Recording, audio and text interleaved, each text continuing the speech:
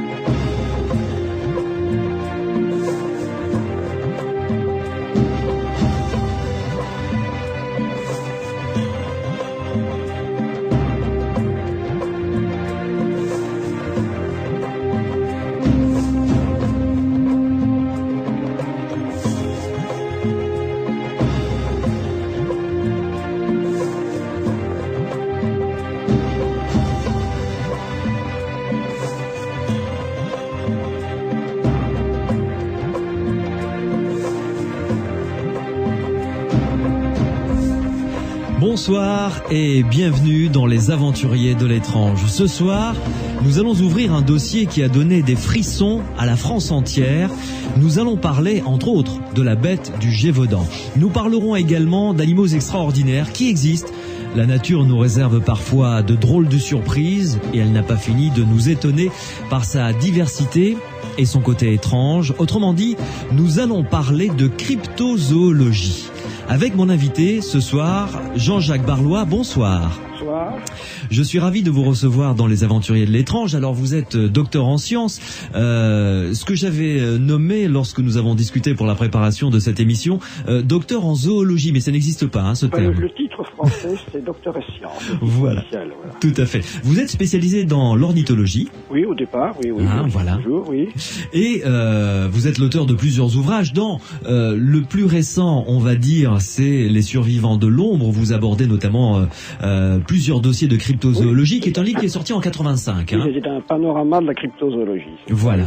Et le mois prochain, est-ce qu'on peut en parler? Ah oui, absolument. Bon, absolument. Très bien.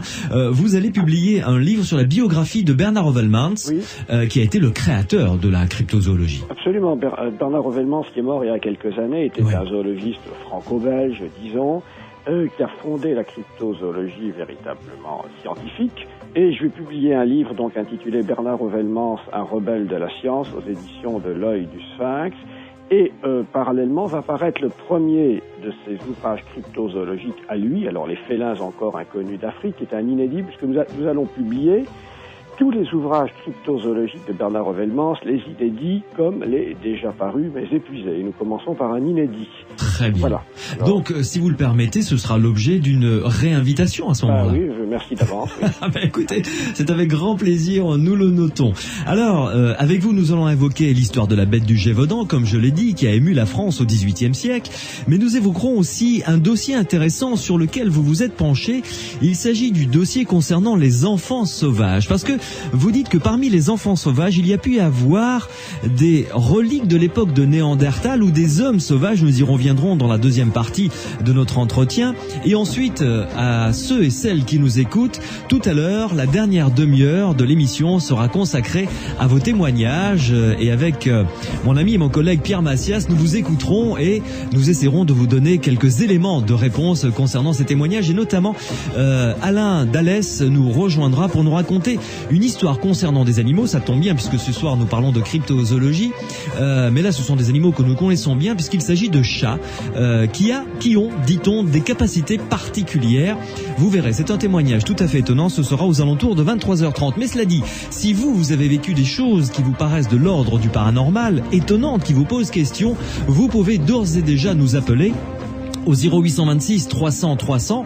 C'est un numéro de téléphone qui n'est pas surtaxé, je vous le dis tout de suite. Donc 0826 300 300. Morad est calé derrière le standard. Il attend vos questions, vos réactions, vos commentaires durant l'émission et puis vos témoignages pour venir nous rejoindre et en parler avec nous en direct tout à l'heure à 23h30. En ce qui concerne vos questions ou vos témoignages ou vos réactions, vous avez la possibilité d'utiliser le SMS avec votre portable. À ce moment-là, vous tapez sur votre portable le mot Sud, vous laissez un espace, vous rédigez votre question, votre réaction ou votre commentaire et vous l'envoyez au 71 200 et je serai votre porte-parole. J'en aurai fini avec l'indicatif de cette émission quand je vous aurai dit que pour analyser vos témoignages également, tout à l'heure à 23h30, Renaud Évrard viendra nous rejoindre pour nous apporter également ses éclairages. Jean-Jacques Barlois, je suis donc ravi de passer cette heure et demie en votre compagnie et nous allons commencer par ce dossier historique épais qui pose toujours question d'ailleurs concernant la bête du Gévaudan. Alors, avant de rentrer dans le vif du sujet, je vais vous demander de nous planter le cadre. Nous sommes au XVIIIe siècle. Où et à quelle période à peu près? Eh bien, la bête du Gévaudan se situe entre deux dates, 11 avril 1764 et 19 juin 1767. Donc l'affaire dure à peu près 3 ans. Nous sommes sous le règne de Louis XV. Dans le Gévaudan, une région qui, vue de Versailles, est un peu le bout du monde. Alors le Gévaudan, je crois qu'on le sait, c'est la Lozère actuelle, en gros. Mais les carnages de la bête vont se situer dans le nord du Gévaudan et dans les régions voisines du Vivarais, c'est-à-dire l'Ardèche actuelle, oui, et également de la Haute-Loire et du Cantal, c'est-à-dire les régions voisines de l'Auvergne. Voilà. Donc, pour situer l'affaire dans le temps et dans l'espace. Oui. Alors, géographiquement, pour qu'on comprenne bien, à cette époque-là, c'était quand même, je ne dirais pas le coin le plus reculé de France, mais ça n'en était pas loin. On était dans un milieu très agricole, là. Oui, absolument, un milieu très agricole, où, alors, une chose très importante, on connaissait bien les loups. Et on les aimait pas tellement parce qu'ils mangeaient des moutons, évidemment, mais enfin, ils ne faisaient pas très peur. Les bergers ou les bergères étaient habitués à en voir. On n'était pas effrayés plus que ça par des loups. Il faut dire aussi que c'est une région où il y avait beaucoup de brigands, et une région où qui avait été encore ensanglantée peu de temps avant par les derniers soubresauts des guerres de religion. Ouais. Il y avait eu la guerre des Camisards plus tôt, mais il faut garder ce contexte et on sait aujourd'hui que toujours en gros, la Lozère du Nord était catholique et la Lozère du Sud protestante, ce qui est peut-être encore le cas aujourd'hui. Alors, pour parler en chiffres, la bête du Gévaudan, c'est assez simple, c'est 100 morts. On arrive au chiffre rond de 100 morts, c'est assez curieux, plus 30 blessés. Alors là, attention, quand on dit 100 morts, on ne peut pas affirmer que tous ces morts ont été victimes de la bête. Vous savez, c'est un peu approximatif, parce que je vous ai dit qu'il y avait beaucoup de brigands, il pouvait y avoir aussi des crimes mis sur le compte de la bête, c'était un peu facile. Oui, des règlements de compte, quoi, en quelque sorte. Absolument. C'est pour ça qu'une enquête, si vous voulez, c'était quand même très difficile, et vous dites que c'est un mystère, évidemment c'est toujours un mystère, et je pense qu'on n'arrivera jamais à une vérité totale. On peut s'en approcher, on s'en est déjà approché, je pense. Bon. Déjà, je vais vous donner déjà un indice. Si on prend le sexe de ces 130 victimes, donc 100 morts et 30 blessés, on a 79 femmes et 39 hommes. Vous me direz, ça ne fait pas tout à fait 130, parce qu'il y a des morts dont le sexe n'a pas été rapporté. Bon, donc majorité de femmes et d'enfants, et aucun homme adulte parmi les morts. C'est curieux. Bon, c'est également très curieux, sur les 100 morts, 15 décapités. Or, les loups ne décapitent pas leur proie. Donc déjà, le simple examen des chiffres fait se poser certaines questions. Disons que ça ne paraît pas très naturel, tout ça. C'est une anomalie, déjà. Bon, il faut savoir aussi que quoi qu'on dise et quoi qu'on ait dit, le loup, à mon sens, n'attaque pas les hommes, ou alors c'est absolument rarissime. Bon, Oui. Ça, vous savez, on est dans un pays où on fait la guerre aux loups, on fait la guerre aux ours, enfin, etc., etc. Ça, c'est un peu l'exception française, malheureusement, d'ailleurs. Oui, c'est vrai, parce que dans les autres pays, on n'en parle pas, ça se passe tout à fait normalement. Je crois qu'en Russie, il y a je sais pas combien de milliers ou de dizaines de milliers d'ours, par exemple. Je pense pas que les Russes aient été décimés. Les loups non plus, sinon certains pays auraient déjà dû être rayés de la carte. Oui, puis il y a des loups en Italie, par exemple, on le sait, en Espagne, bon, ça. Donc, l'animal sauvage, c'est une règle quasi générale, fuit l'homme. Il peut y avoir parfois un comportement anormal, c'est vrai.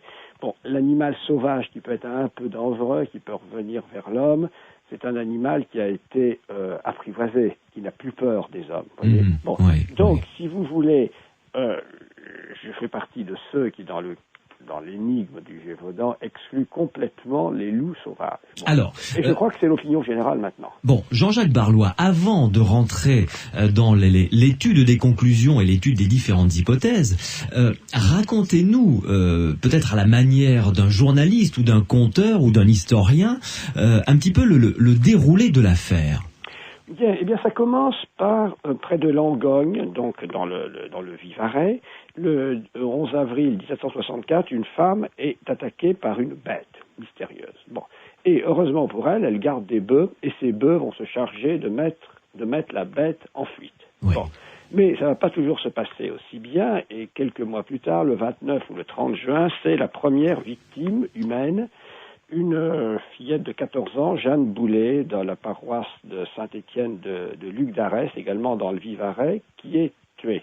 Bon, et ce processus va donc se répéter un certain nombre de fois. Bon, il y a des gens attaqués qui seront seulement blessés, d'autres qui s'en tireront. Bon, il y aura des actes d'héroïsme. Alors, la bête, l'animal qui attaque, frappe un peu les gens parce qu'il ressemble à un loup, mais c'est pas tout à fait un loup. C'est quelque chose à quatre pattes, en tout cas. Oui, c'est un animal à quatre pattes. C'est un mammifère, c'est un carnivore.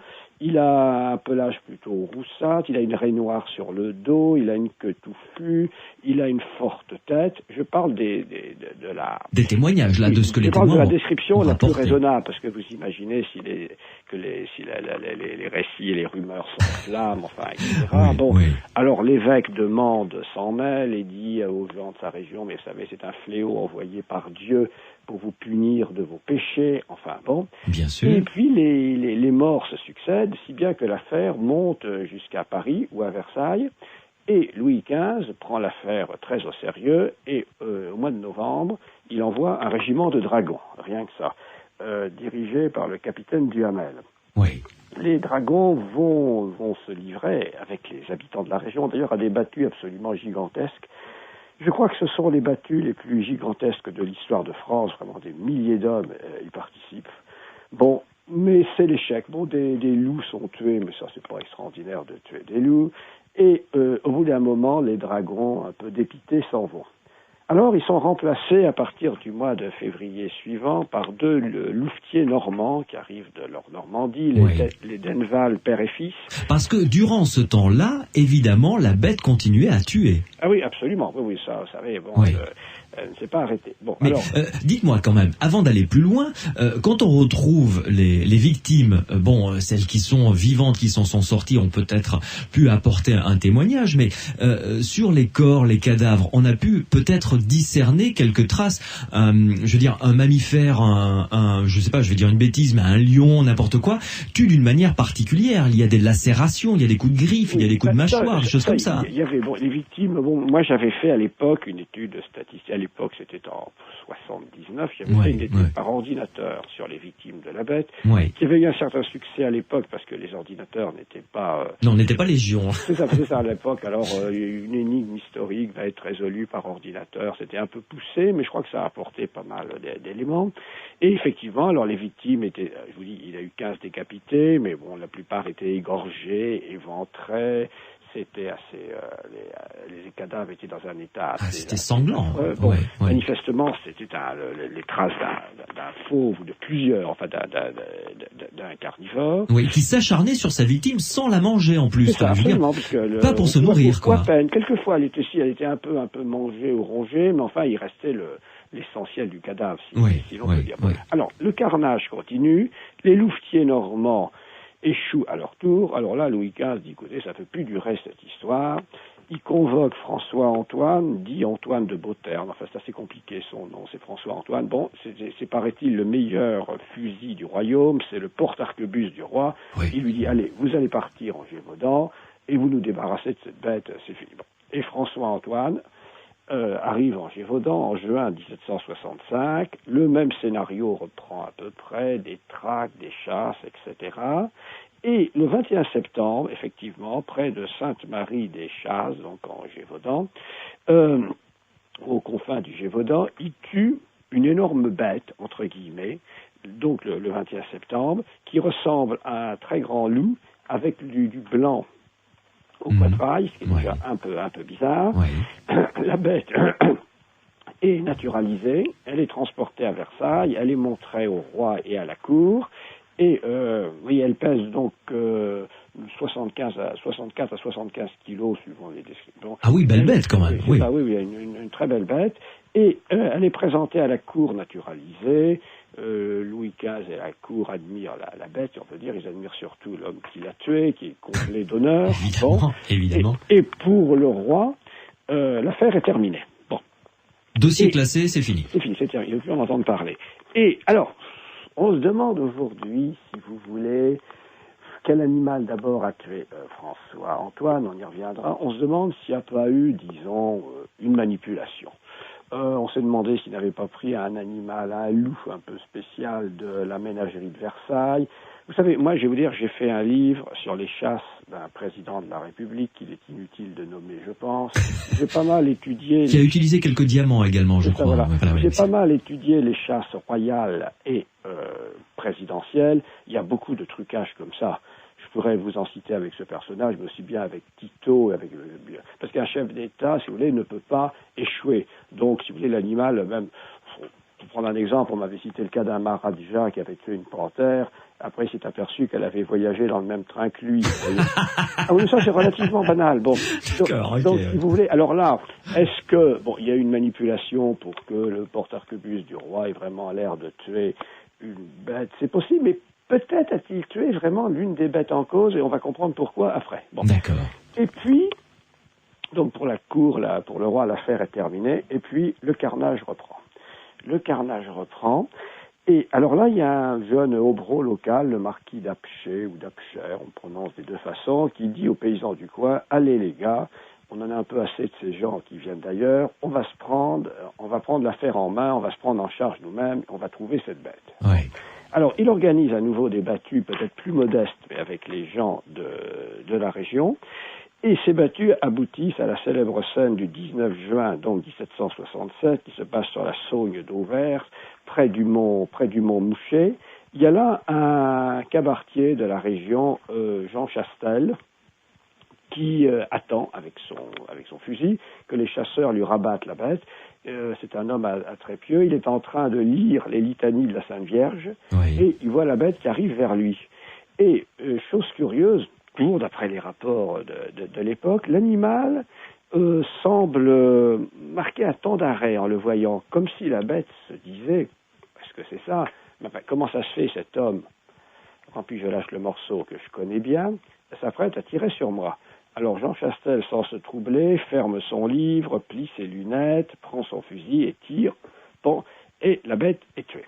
Alors, on dit même que depuis, l'herbe ne repousse plus. Enfin bon, alors, je dis bien il semble, parce qu'après c'est moins net tout ça, que Jean Chastel, à son tour, se dise, je vais faire comme François-Antoine. Et alors, sa bête, à lui, n'est pas naturalisée comme l'autre, simplement elle était viscérée, on enlève les viscères, on met de la paille, et il la met sur son cheval, paraît-il, et direction Versailles. Alors, quand il arrive à Versailles dans cet équipage, la bête, ma foi, elle sent très mauvais. Ah oui. Il paraît qu'il la montre à Buffon qui dit, c'est un loup. Alors, il va la montrer quand même au roi et à la cour, mais qui sont incommodés par l'auteur de la bête. Louis XV déjà est un peu agacé par cette histoire qui a continué. Il dit, allez, enterrez-moi cette charogne, etc. Bon, et là, l'affaire s'arrête là. Et le carnage s'arrête. Donc, manifestement, la bête tuée par Jean Chastel était dans le coup. Et cette bête, comme celle de François-Antoine, ce qui prouve qu'après tout, peut-être, François-Antoine avait bien tué l'une des bêtes, a aussi le poitrail blanc. C'est aussi une bête énorme, parce qu'on a un rapport très précis d'un notaire maître marin sur elle. Elle avait donc une tête énorme, une marque blanche en cœur sur le poitrail, de très grosses pattes, vraiment un animal énorme, pesant à peu près autant que l'autre. Donc 70-80 kilos, donc oui. Et ces deux bêtes se ressemblaient. Donc, l'hypothèse... alors, voilà, bon, alors, à mon sens, je vais vous dire ce qui s'est passé. Alors, justement, Jean-Jacques Barlois, nous allons marquer une pause pour garder le suspense, voyez-vous, pour procéder un petit peu à un effet dramatique comme ça. Il faut absolument, oui. Nous allons marquer une pause et vous allez ensuite nous faire part des différentes hypothèses que vous avez étudiées et celle qui a plutôt votre choix. Absolument. D'accord. Nous allons continuer sur Sud Radio donc à parler de ce dossier concernant la bête du Gévaudan. Vous le savez, vous pouvez poser des questions à notre invité, Jean-Jacques Barlois, par le biais du standard 0826 300 300. Morad va recueillir vos questions ou vous pouvez intervenir à l'antenne. Je vous rappelle également que le SMS est à votre disposition. Vous tapez Sud sur votre portable, vous laissez un espace, vous rédigez votre question, votre réaction, vous l'envoyez au 71 200. Et dernière chose, tout à l'heure, dans la dernière demi-heure de l'émission, vos témoignages, si vous avez vécu quelque chose de particulier, d'étrange. Renaud Évrard et Pierre Massias seront là à mes côtés pour nous aider à voir plus clair et à comprendre ce que vous avez vécu. À tout de suite sur Sud Radio. Sud Radio, les aventuriers de l'étrange. Ce soir, nous sommes en Gévaudan, cette région qui a fait frémir la France du XVIIIe siècle avec cette histoire de la bête du Gévaudan. À mes côtés pour découvrir ce dossier et nous l'expliquer, le docteur en sciences Jean-Jacques Barlois, qui est spécialisé également en cryptozoologie, qui est une science qui est en bordure de la zoologie, d'où son doctorat en sciences évidemment.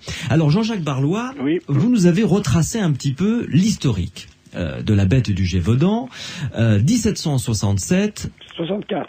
Oui. Voilà. Mais là, j'étais à la fin, en 1767. Donc, deux bêtes, des mammifères, à quatre pattes, grosse tête, poitrail blanc en forme de cœur, les deux. Oui, c'est très important, le poitrail blanc, oui. Voilà, à peu près les deux de la même taille, c'est-à-dire 70, 75, 80 kilos, ce qui est énorme par rapport à un loup, par exemple.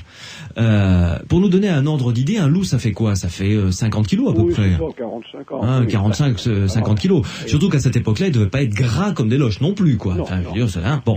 Donc 70, 75, 80 kilos, c'est une belle bête quand même qui peut tuer un adulte.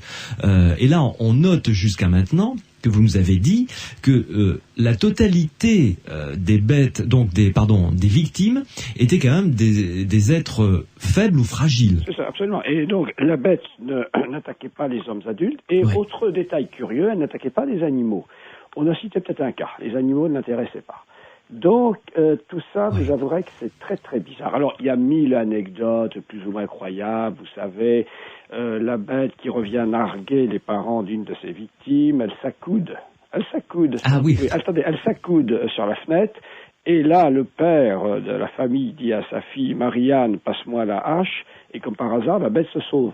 Oui. Comme si elle avait compris. Évidemment. Très intelligent. Oui. Et alors, dites-moi, il y a une anecdote dont j'ai entendu parler, vous allez me dire si c'est vrai ou pas. Celui qui a tué donc la deuxième bête, aurait employé une balle d'argent ou une balle bénie. Oui, absolument. Oui. Ben, si vous voulez, ça faisait partie un peu du contexte de l'époque, si vous voulez.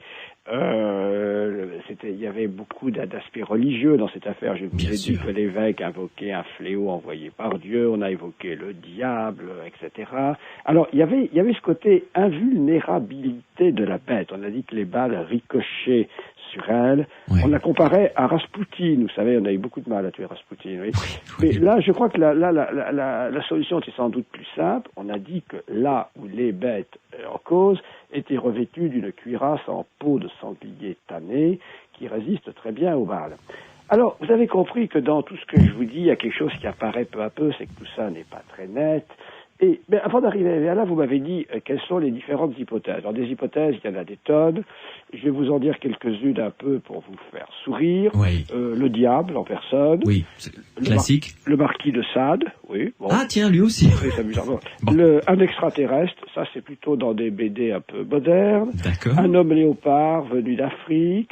Ouais, Alors, oui. on a évoqué tous les animaux possibles et imaginables. Un singe avec une épée, un hybride de tigre et de lion, Ouais. un kangourou, un glouton, un thylacine même. Un quoi? Un thylacine, vous savez, le loup marsupial d'Australie. Bon, Ah, très bien, ouais, L'Australie, c'est assez loin quand Ouais, même. ouais, ça je vous l'accorde. Mais Bon, enfin- peut-être avez-vous vu le film Le Pacte des loups, justement, Oui, où oui. là, il était question d'un hybride avec un lion, il me semble, hein? Oui, c'est ça, un lion. Et alors, il y a le tigron a été défendu, le glouton. Le glouton a été défendu par un auteur qui a fait remarquer que si les battus ne trouvaient pas la bête, c'était parce qu'elle grimpait aux arbres. Pourquoi pas? Oui. Alors, il a donc cherché un animal qui grimpe aux arbres. Il a trouvé le glouton, ce carnivore des régions, régions de Laponie. Bon, tout ça, si vous voulez, c'est pittoresque. Alors, il y a un animal plus intéressant dont on va reparler, c'est l'hyène. Vous allez voir pourquoi. Bon. Mais si vous voulez, dans tout ce que je vous ai dit, on pourrait dire beaucoup d'autres choses. Vous savez, on a écrit des milliers de pages sur la bête du Gévaudan, même si les documents eux-mêmes ne sont pas si abondants que ça. Ouais. C'est que si vous voulez, le coupable, il tient en combien de lettres? En 5 lettres. Bon, bah c'est l'homme, évidemment. Bon, ça crève les yeux. C'est une sorte de serial killer, quoi, en Oui, quelque sorte. Alors, oui, c'est plus compliqué que ça. Bon, à mon avis, il y a eu 2 grandes phases. La première phase, effectivement, un serial killer, un tueur en série, un loup-garou, comme on disait à l'époque, un homme qui est tué tout seul. Bon. Dans la deuxième période, un peu par un phénomène d'imitation, une famille entre en scène. Bon. Avec une période de chevauchement entre les deux. Alors, c'est toujours très gênant d'accuser des gens, parce qu'on n'a pas la preuve. Enfin, cette famille, tout converge vers elle, c'était la famille Chastel. Bon. Chastel, ouais. Alors, souvenez-vous que c'est Jean Chastel qui a tué la dernière bête, et la bonne, si je puis dire, la plus sûre, et qui a cette scène fameuse où la bête paraît le reconnaître et semble presque l'attendre. Bon. D'accord. Alors, si vous voulez, les Chastel, parce que ce Jean Chastel avait un fils qui était encore beaucoup plus inquiétant que lui, Antoine Chastel, une sorte d'homme des bois. Bon. Alors, ils auraient eu sur le mont Mouchet, donc en pleine Margerie, en plein Gévaudan, une ménagerie clandestine, avec non pas des loups, parce que le loup ne se laisse pas dresser, mais des hybrides de chiens et de loups, des matins, de grands dogs, peut-être une hyène, etc. Et ils les auraient lancés sur leurs victimes. Et souvenez-vous que la bête tuée par Georges Chastel, comme celle tuée par Antoine, qui était peut-être authentique après tout, Oui. ont tous les deux cette fameuse marque de blanche au poitrail. Tout Et à ça, fait. qu'est-ce que c'est? C'est le signe du chien. C'est le signe, parce que le loup ne l'a pas, c'est le signe de l'hybridation loup-chien. Et l'hybridation loup-chien est très facile à obtenir, et les hybrides de chiens et de loups étaient d'ailleurs utilisés, pourquoi? Pour la chasse au loup, précisément. D'accord. Bon, donc, si vous voulez, alors, vous allez me dire, mais pourquoi est-ce que ces Chastel lançaient ainsi des bêtes sur des victimes innocentes, comme ça? Parce que 130 victimes, quand même. Oui, 100 enfin, morts et attendez, 39 victimes.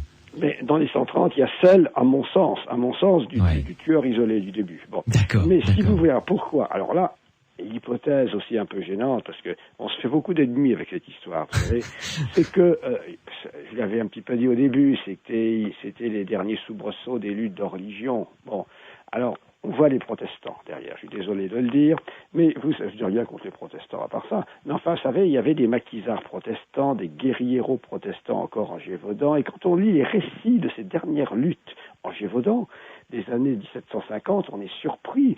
On parle de ces hommes qu'on appelait les tigres, qui connaissaient les moindres sentiers de la montagne. Bon, et comme je vous ai dit, le sud Gévaudan et le centre étaient plutôt protestants, le nord était catholique, oui. Alors, évidemment, on peut dire, bah oui, la bête n'a tué que des catholiques parce que c'était dans le nord du Gévaudan.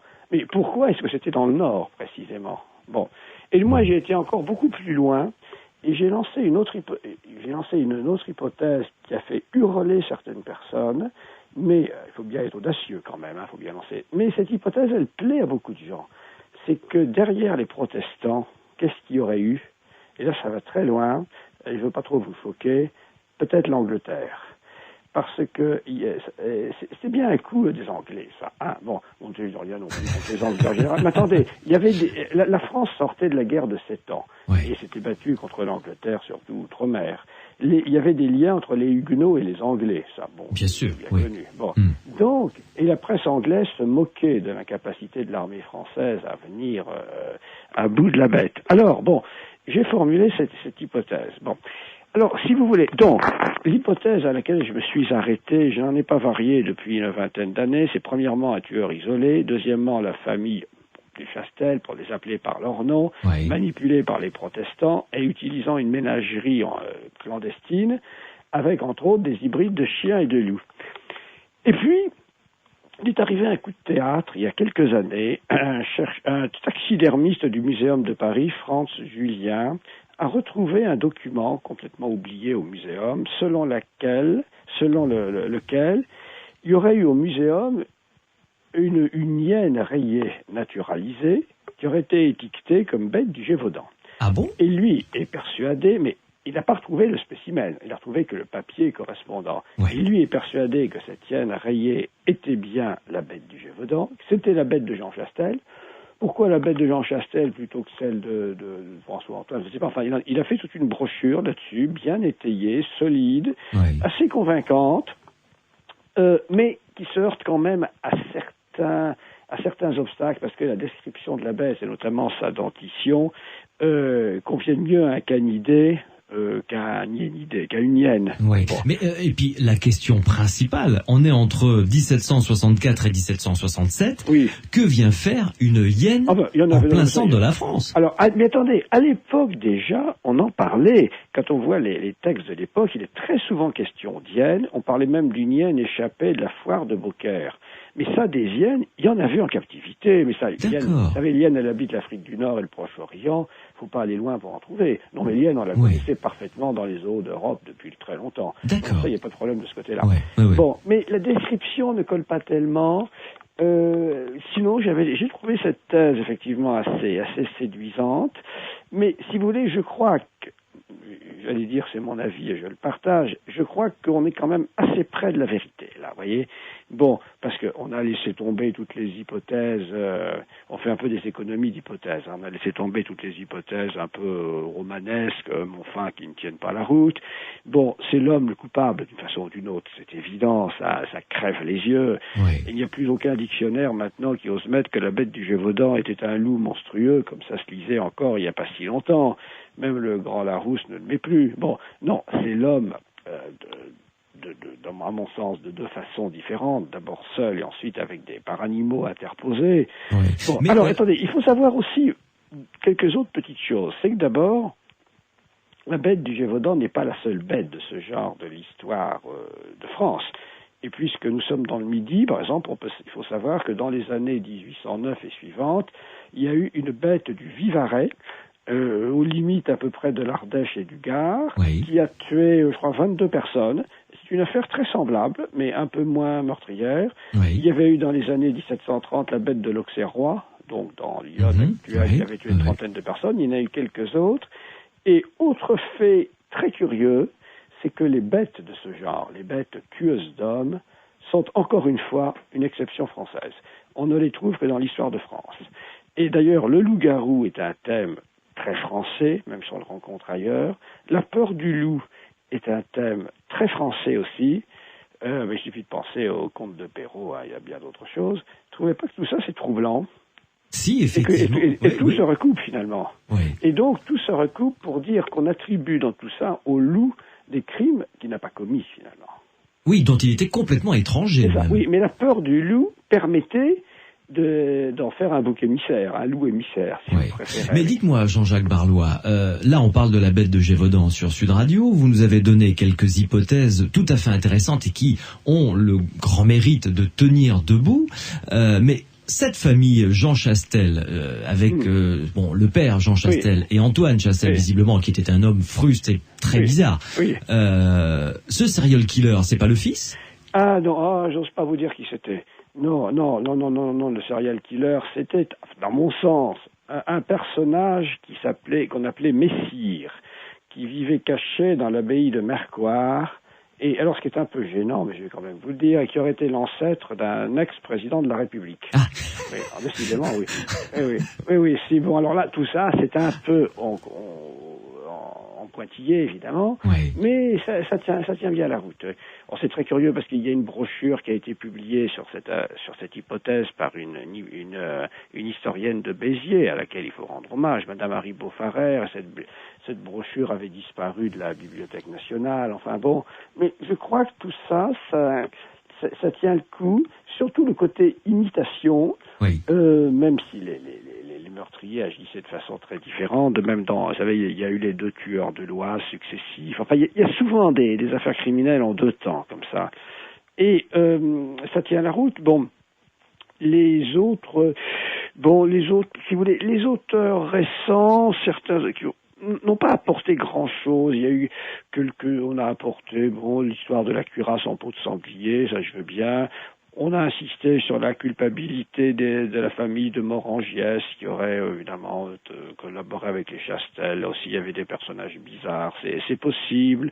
Mais si vous voulez, j'ai eu la satisfaction de constater que le schéma, disons, si on peut dire, que j'ai proposé vers 1980, finalement, a été grosso modo assez largement adopté, vous voyez. Oui. C'est un véritable polar, hein. Ah oui, ça, vous savez, alors sur le plan culturel, c'est une affaire très intéressante, qui a inspiré une masse alors de romans, de mélodrames, de téléfilms, il y en a encore un qui est passé récemment, des bandes dessinées, des bibelots. Je sais que dans la région, il y a des gens qui passent leur vie à rechercher dans les brocantes tous les objets, tous les bibelots. Enfin, c'est gigantesque tout ce qu'on a écrit sur la bête. Mais dites-moi, Jean-Jacques Barlois, quand même, après que cette deuxième bête ait été tuée, les crimes ont cessé, donc. Bien. Personne n'a pu remonter la piste, enfin je sais pas moi, la maréchaussée, la gendarmerie de l'époque, la police de l'époque, n'a pas essayé de creuser derrière. Ils n'ont pas eu l'idée de se dire c'est un homme, comme vous le dites vous, qui est derrière ça. Mais déjà à l'époque, on pensait à un homme, même on montrait du doigt Antoine Chastel, qui était très velu en plus, enfin bon. Mais non, l'affaire c'était terminé. Donc, vous savez, il y avait beaucoup d'autres problèmes. Vous savez, quand je vous dis, je pense aux brigands qui étaient, il y avait, vous savez, ça n'a pas été plus loin, ça. Non, et puis alors, si vous voulez, malgré tout, on mettait ça sur le compte de loups sauvages. Bon, si vous voulez, c'était quand même l'idée qui était prédominante à l'époque. Bon, si vous voulez, c'était les loups qui de temps en temps mangeaient des gens. On avait tué apparemment les principaux. Bon, l'affaire était terminée, c'était plus la peine de s'en occuper, affaire classée, quoi. Et dans parce que vous nous avez parlé de cette ménagerie clandestine. Oui. Donc, si vous nous en avez parlé, c'est que quelqu'un l'a découverte. Non, là, on suppose que si les Chastel, effectivement, avaient ces animaux, dont 2 auraient été tués, et peut-être d'autres, il fallait bien qu'ils soient quelque part. Bien sûr. Et moi, ça m'a toujours fait penser à un célèbre roman. Souvent, vous savez, les romanciers ont plus d'intuition que les scientifiques pour des affaires comme ça. Un romancier qui d'ailleurs n'a pas du tout écrit son roman pour élucider la bête du Gévaudan, c'est Conan Doyle avec le chien des Baskerville. C'est tout à fait ça. Bon, c'est tout à fait ça. Bon, si vous voulez, oui. Donc, oui, c'est tout à fait... Alors, effectivement, c'est de la cryptozoologie, si vous voulez, parce qu'on part d'animaux mystérieux. On sait bien qu'on ne peut pas aboutir à une découverte d'espèces, bien que des gens y aient pensé. Alors, on a proposé des carnivores de l'ère tertiaire. On a proposé l'émission, enfin non pas l'émission sur Sud Radio, mais l'émission HEMICY, ON, qui est un ours de l'ère tertiaire, je crois. Enfin, non, honnêtement, on peut pas croire que dans la France du XVIIIe siècle, il y ait eu un grand carnivore inconnu. C'est pas possible. Non. Oui. C'est une solution d'un autre genre, mais c'est une affaire tout à fait passionnante. Et parmi les hypothèses, je vois, il y en a une qui va faire la liaison avec notre autre sujet, c'est qu'on a pensé à un enfant loup devenu adulte, on a pensé à tout, on a pensé au Bigfoot, on a pensé au lynx, je vous dis, ou un chat-tigre. Déjà à l'époque, on a évoqué un chat-tigre, etc. Oui. Ça a fait, vous savez, l'imagination humaine dans les énigmes historiques est sans... En général, elle s'arrête à 60 hypothèses, à peu près. Ah, ce qui est déjà pas mal, remarqué. Hein. Vous voyez, je pense par exemple à l'énigme de Shakespeare, il y a à peu près 60 hypothèses. Le masque de fer aussi. Là, il y en a un peu moins quand même.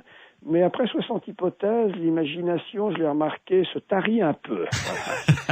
Jean-Jacques Barlois, vous l'avez évoqué juste à demi-mot, et ça va être l'objet de la suite de notre conversation sur Sud Radio, dans Les Aventuriers de l'étrange. Avec vous, nous allons parler des enfants sauvages, ces cas d'enfants qui ont été élevés par des animaux absolument hors du contact de la société, de la civilisation et des hommes, bien entendu. On va évoquer avec vous plusieurs cas, et puis il y a des cas parmi ce dossier-là qui restent en marge, et ceux-là, ces petites pépites qui restent en marge sont peut-être très intéressantes et nous emmèneraient sur un autre sentier réellement de la cryptozoologie, celui-là. Vous nous appelez au 0826 300 300 si vous voulez intervenir dans cette émission. Morad est au standard et attend sans aucun souci vos commentaires, vos réactions, vos questions. Si vous voulez poser des questions vous-même à Jean-Jacques Barlois, vous êtes les bienvenus, vous le savez. Vous pouvez également passer directement par le biais du SMS.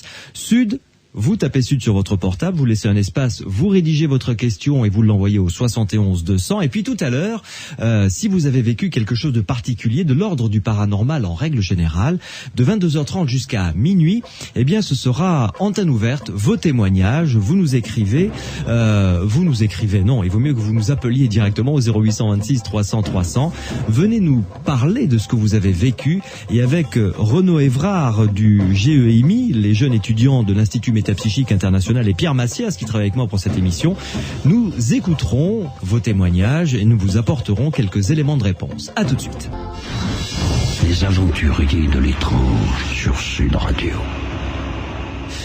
Nous sommes dans la cryptozoologie. Nous avons parlé avec mon invité Jean-Jacques Barlois, qui est docteur ès sciences, donc spécialiste en zoologie et en animaux, bien entendu, qui est en notre compagnie. Nous avons évoqué l'affaire de la bête du Gévaudan. Et là, Jean-Jacques Barlois, avec vous, nous allons parler des enfants sauvages, qui est un dossier marginal dans la cryptozoologie, finalement. Et qui s'apparente un peu au précédent, parce qu'il va être aussi question de loup, mais sous un autre angle, un angle bénéfique au contraire. Complètement. Alors, si vous voulez, il y a deux grandes catégories d'enfants sauvages, il y en a même plus.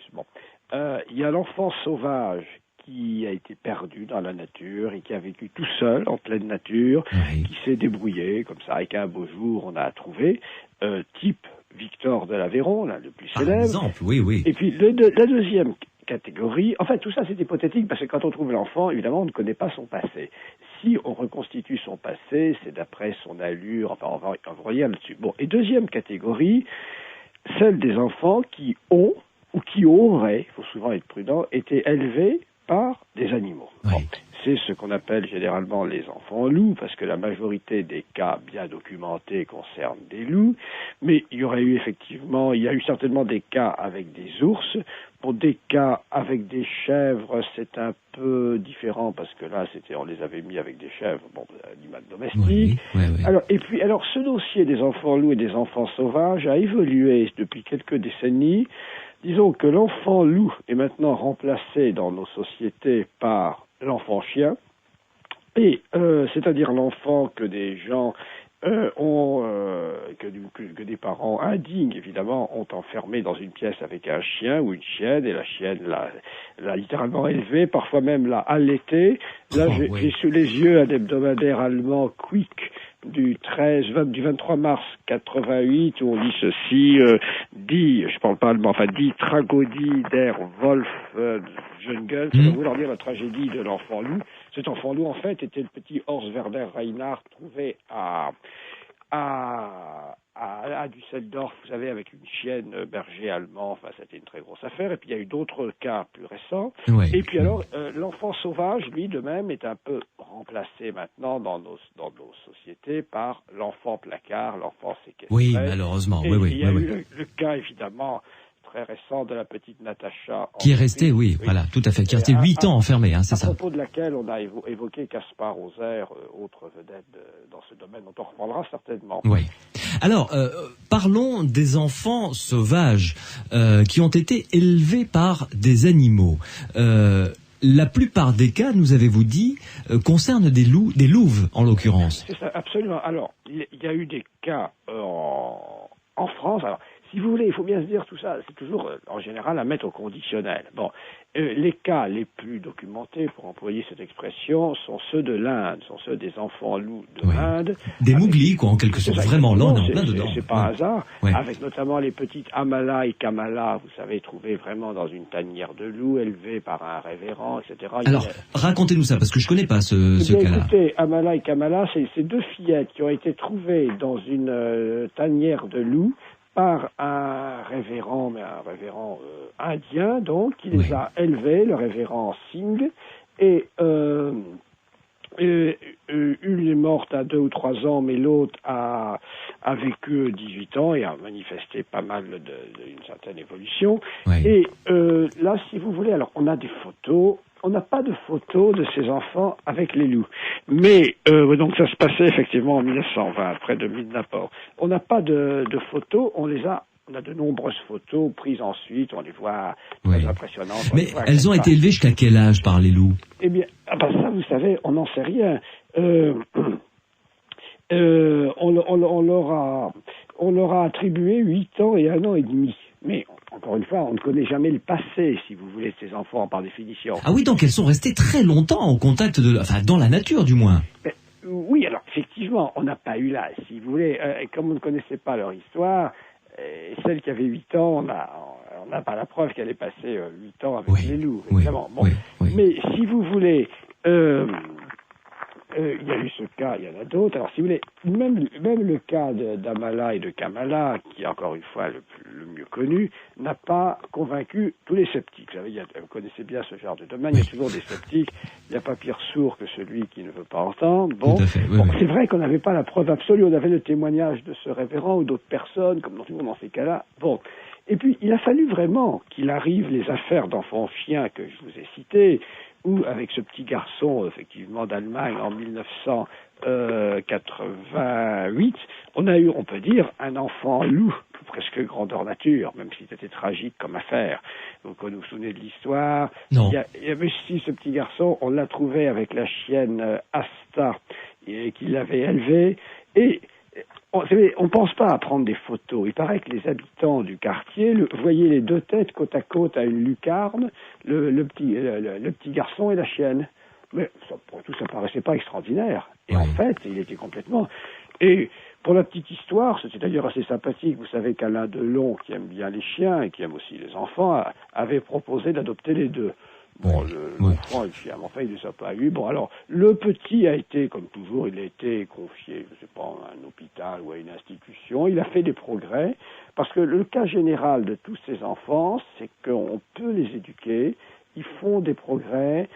En général, ils ne rattrapent jamais totalement leur retard. Hein. Bon. Mais parce qu'ils ont un comportement animal, évidemment, s'ils ont été élevés par un loup ou par un chien. C'est ça. Alors, effectivement, moi, j'avais essayé, donc, quand j'avais fait mon enquête, à essayer de voir les différences dans les descriptions entre l'enfant sauvage qui, semble-t-il, avait vécu seul en pleine nature, type Victor de l'Aveyron, et l'enfant qui avait été élevé par les loups. Alors, si vous voulez, parce qu'encore une fois, quand on dit que Victor de l'Aveyron n'a pas été élevé par des animaux, on n'en sait rien.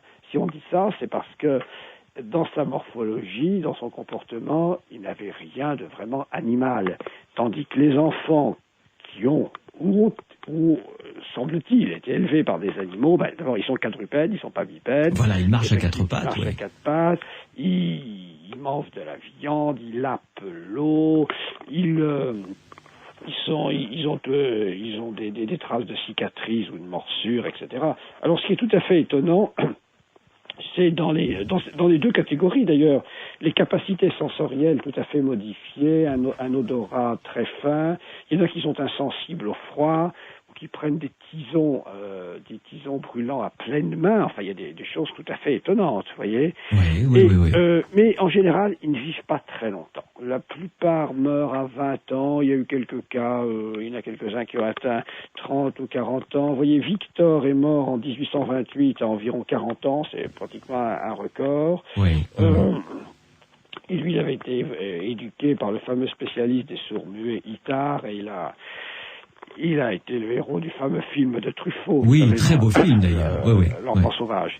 Alors, ce dossier est très très intéressant parce qu'il pose à la fois un problème de psychologie humaine et un problème de psychologie animale. Bon, il faut dire que les sceptiques commencent enfin à être convaincus sur l'élevage d'enfants par des animaux à la suite, hélas, je dirais, de ces découvertes d'enfants chiens, puisque là, vraiment, en Roumanie, il y a même eu un cas d'enfant qui avait été allaité par la chienne, voyez. Bon. Ce qui est dramatique, si vous voulez, oui. Et en même temps, sur le plan du comportement animal, c'est pas trop étonnant. Vous savez, il y a beaucoup d'altruisme chez les animaux. Il y a on connaît l'exemple du coucou, évidemment, qui est nourri par des oiseaux d'une autre espèce. Oui. Bon, si vous voulez, il y a des cas d'adoption entre deux espèces. Il y a des cas d'amitié entre espèces tout à fait apparemment opposées, entre guillemets. Donc, si vous voulez, ça rentre dans un cadre assez plausible. Oui. Mais là, vous avez parlé d'enfants sauvages élevés par des ours, par exemple. Oui, alors, il y a eu quelques cas dans les pays d'Europe de l'Est, en Grèce, etc. Il y en a moins qu'avec les loups, mais enfin, il y en a qui semblent tout à fait plausibles également. Et alors, puisqu'on est dans le Midi, il faut quand même dire un mot de la sauvagesse des Pyrénées. Vous connaissez cette histoire, non? Non, allez-y, racontez-nous. La sauvage. D'ailleurs, pour ceux que ça intéresse, il faut retrouver le livre de Christian Bernadac, consacré à cette énigme et qui a paru chez France Empire il y a maintenant 25 ans. Si vous voulez, c'est dans les années 1807, dans les Pyrénées, dans le centre des Pyrénées, on a repéré une femme qui vivait donc dans la montagne, complètement nue, qui plongeait dans les mares d'eau glacée, etc. Elle avait de longs cheveux, enfin bon. On a décidé de la capturer, on l'a capturée, elle s'est évadée, on l'a recapturée, et vous savez, on l'appelait la folle des Pyrénées. Bon. Et on l'a enfermée à la prison du château de Foix, où elle est morte l'année suivante. Oui, j'ai visité la prison du château de Foix, c'est pas le meilleur endroit pour rééduquer quelqu'un. C'est ça. Mais si vous voulez, vous voyez, il y avait encore parfois ce comportement à cette époque. Bon. Et alors, on a essayé de reconstituer son histoire. Il semble que c'était une femme de famille noble, on a même avancé un ou deux noms, qui avait fui la Révolution avec sa famille, bon. Et après la Révolution, elle est donc revenue et lorsqu'elle a franchi les Pyrénées, elle a été attaquée par son équipage, disons, a été attaqué par des brigands. Et sans doute que les autres membres de sa famille ont été tués et elle s'est sauvée dans la montagne. Et alors, attendez, j'y pense parce que vous avez parlé des ours. Et alors, on a pu elle parlait, on a pu quand même dialoguer avec elle, et à un moment, on a parlé des ours, on disait du mal des ours. Mais elle a dit, mais les ours, il faut pas en dire du mal, ils ont été très gentils avec moi, ils me réchauffaient, etc. Et c'est très possible qu'elle ait été recueillie par des ours, c'est pas du tout impossible. Et c'est une très belle histoire, la sauvagesse des Pyrénées. Je m'étonne qu'elle n'ait pas tenté de cinéaste, à ma connaissance.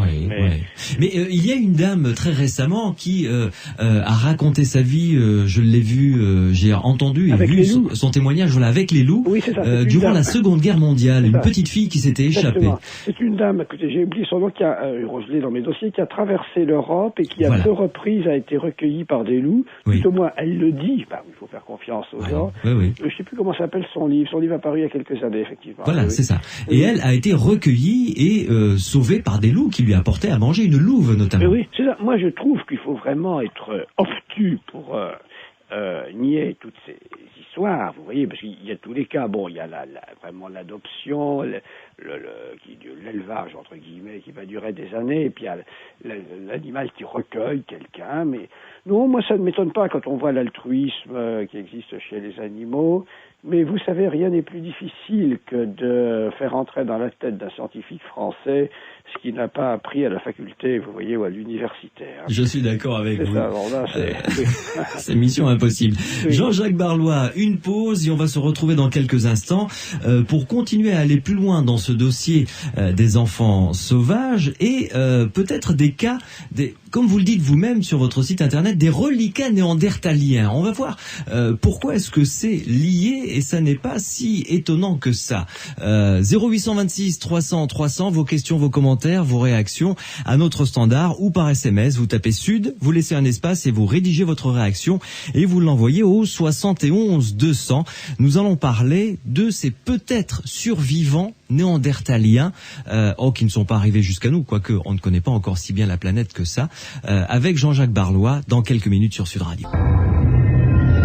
Les aventuriers de l'étrange sur Sud Radio. Avec mon invité, le docteur en sciences Jean-Jacques Barlois, après avoir évoqué l'affaire de la bête du Gévaudan, et puis ce dossier passionnant des enfants sauvages élevés par des animaux, des ours, des loups, des chiens même, ça c'est notre... J'ai trouvé le nom du livre en question, oui. Madame, c'est Micha de Fonseca. Exact. Son livre s'appelle Survivre avec les loups, paru chez Lafon en 97. Voilà. Tout à fait, tout à fait. Et son témoignage est absolument bouleversant quand elle parle des rapports qu'elle a eus avec les loups, des rapports humains, alors que les humains eux-mêmes la chassaient quand elle venait, elle s'approchait trop près des maisons. C'est à faire lire à pas mal de députés anti-loups. Oui. Alors, dites-moi, Jean-Jacques Barlois, vous avez évoqué des découvertes, notamment par le médecin de Napoléon, un des médecins de Napoléon sur un champ de bataille qui, on lui a présenté un cadavre dont il ignorait que c'est... Enfin, j'allais dire que c'était un néandertalien, non. Mais il l'a décrit, ça ressemble diablement à un néandertalien. Oui, alors ce médecin s'appelait Larrey, c'était le chirurgien de la garde impériale, et il s'agit d'un homme de petite taille, trouvé en Lituanie en 1812, un nain pratiquement, au petit crâne, présentant du prognatisme avec des membres supérieurs allongés et les membres inférieurs très courts. Quand vous dites prognatisme, c'est-à-dire les mâchoires qui avancent, oui. D'accord, voilà, c'est ça. Et donc... et pas de front, quasiment pas de front, et très proéminent, les sourcils très proéminents. Et donc pouvant évoquer un néandertalien. Bon, alors il faut savoir qu'avec ce genre d'affaires, on va en parler d'autres, il y en a même eu dans nos régions, il y a deux dossiers qui se rejoignent, comme vous le disiez. Il y a les enfants ou hommes sauvages dont on vient de parler, au sens d'ensauvager, et les hommes sauvages hypothétiques. Les Anglais font la différence, ils ont le mot féral pour ensauvager, retourner à l'état sauvage. Les enfants sauvages, pour eux, ils sont féral. En français, on dit parfois féroce aussi. Bon. Et puis, wild, pour eux, c'est sauvage.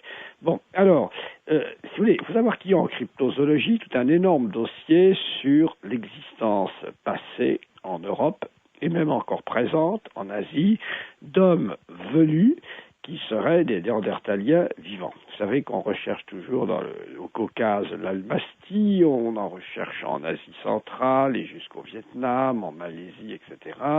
Il y a tout un dossier énorme. Bon, et on se demande si dans le dossier des enfants sauvages, ensauvagés, il n'y a pas quelques enfants ou adultes néandertaliens qui se sont glissés. Oui. Parce que le principal caractère qui intrigue dans certaines affaires, c'est la pilosité. Contrairement à ce que beaucoup de gens croient, ou ont même écrit, le retour à l'état sauvage ne provoque pas du tout l'apparition d'une pilosité abondante. Oui, il n'y a pas de fourrure qui se crée comme ça. La plupart des enfants sauvages n'avaient pas de pilosité extraordinaire, les enfants loups non plus. Alors, on a quelques cas un peu troublants parce que ces enfants étaient velus. Alors, on a des cas en France, par exemple, notamment le venom de la forêt d'Irati, trouvé... Là, on est en plein Pays Basque, donc. Oui, c'est ça, en 1774. Enfin, on donne plusieurs dates. Alors, Irati, c'est un nom qui fait rêver les amoureux de la nature. C'était une forêt, effectivement, au sud-est de Saint-Jean-Pied-de-Port, où il y a encore peut-être 50 ans, il n'y avait pas la moindre route. Pratiquement, c'est l'une des dernières forêts vierges d'Europe. Il y avait des lynx, certainement.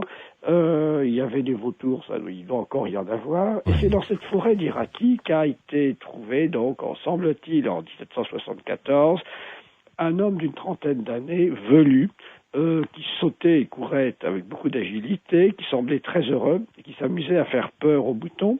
Et il y aurait eu un autre cas dans cette même forêt, la date est également imprécise, un peu 1717 ou 1740, là il se serait agi d'une fille de 16 ans qui aurait été perdue à l'âge de 9 ans. Bon, Mais alors, le cas de la forêt d'Irati est extrêmement intéressant. Alors, il faut savoir que dans les Pyrénées, je ne sais pas si ça va choquer certaines personnes, il semble que des Néandertaliens aient survécu assez tardivement.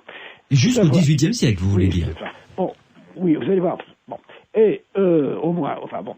Et vous savez qu'il y a de très nombreuses légendes donc dans cette région autour de l'ours ou d'hommes sauvages.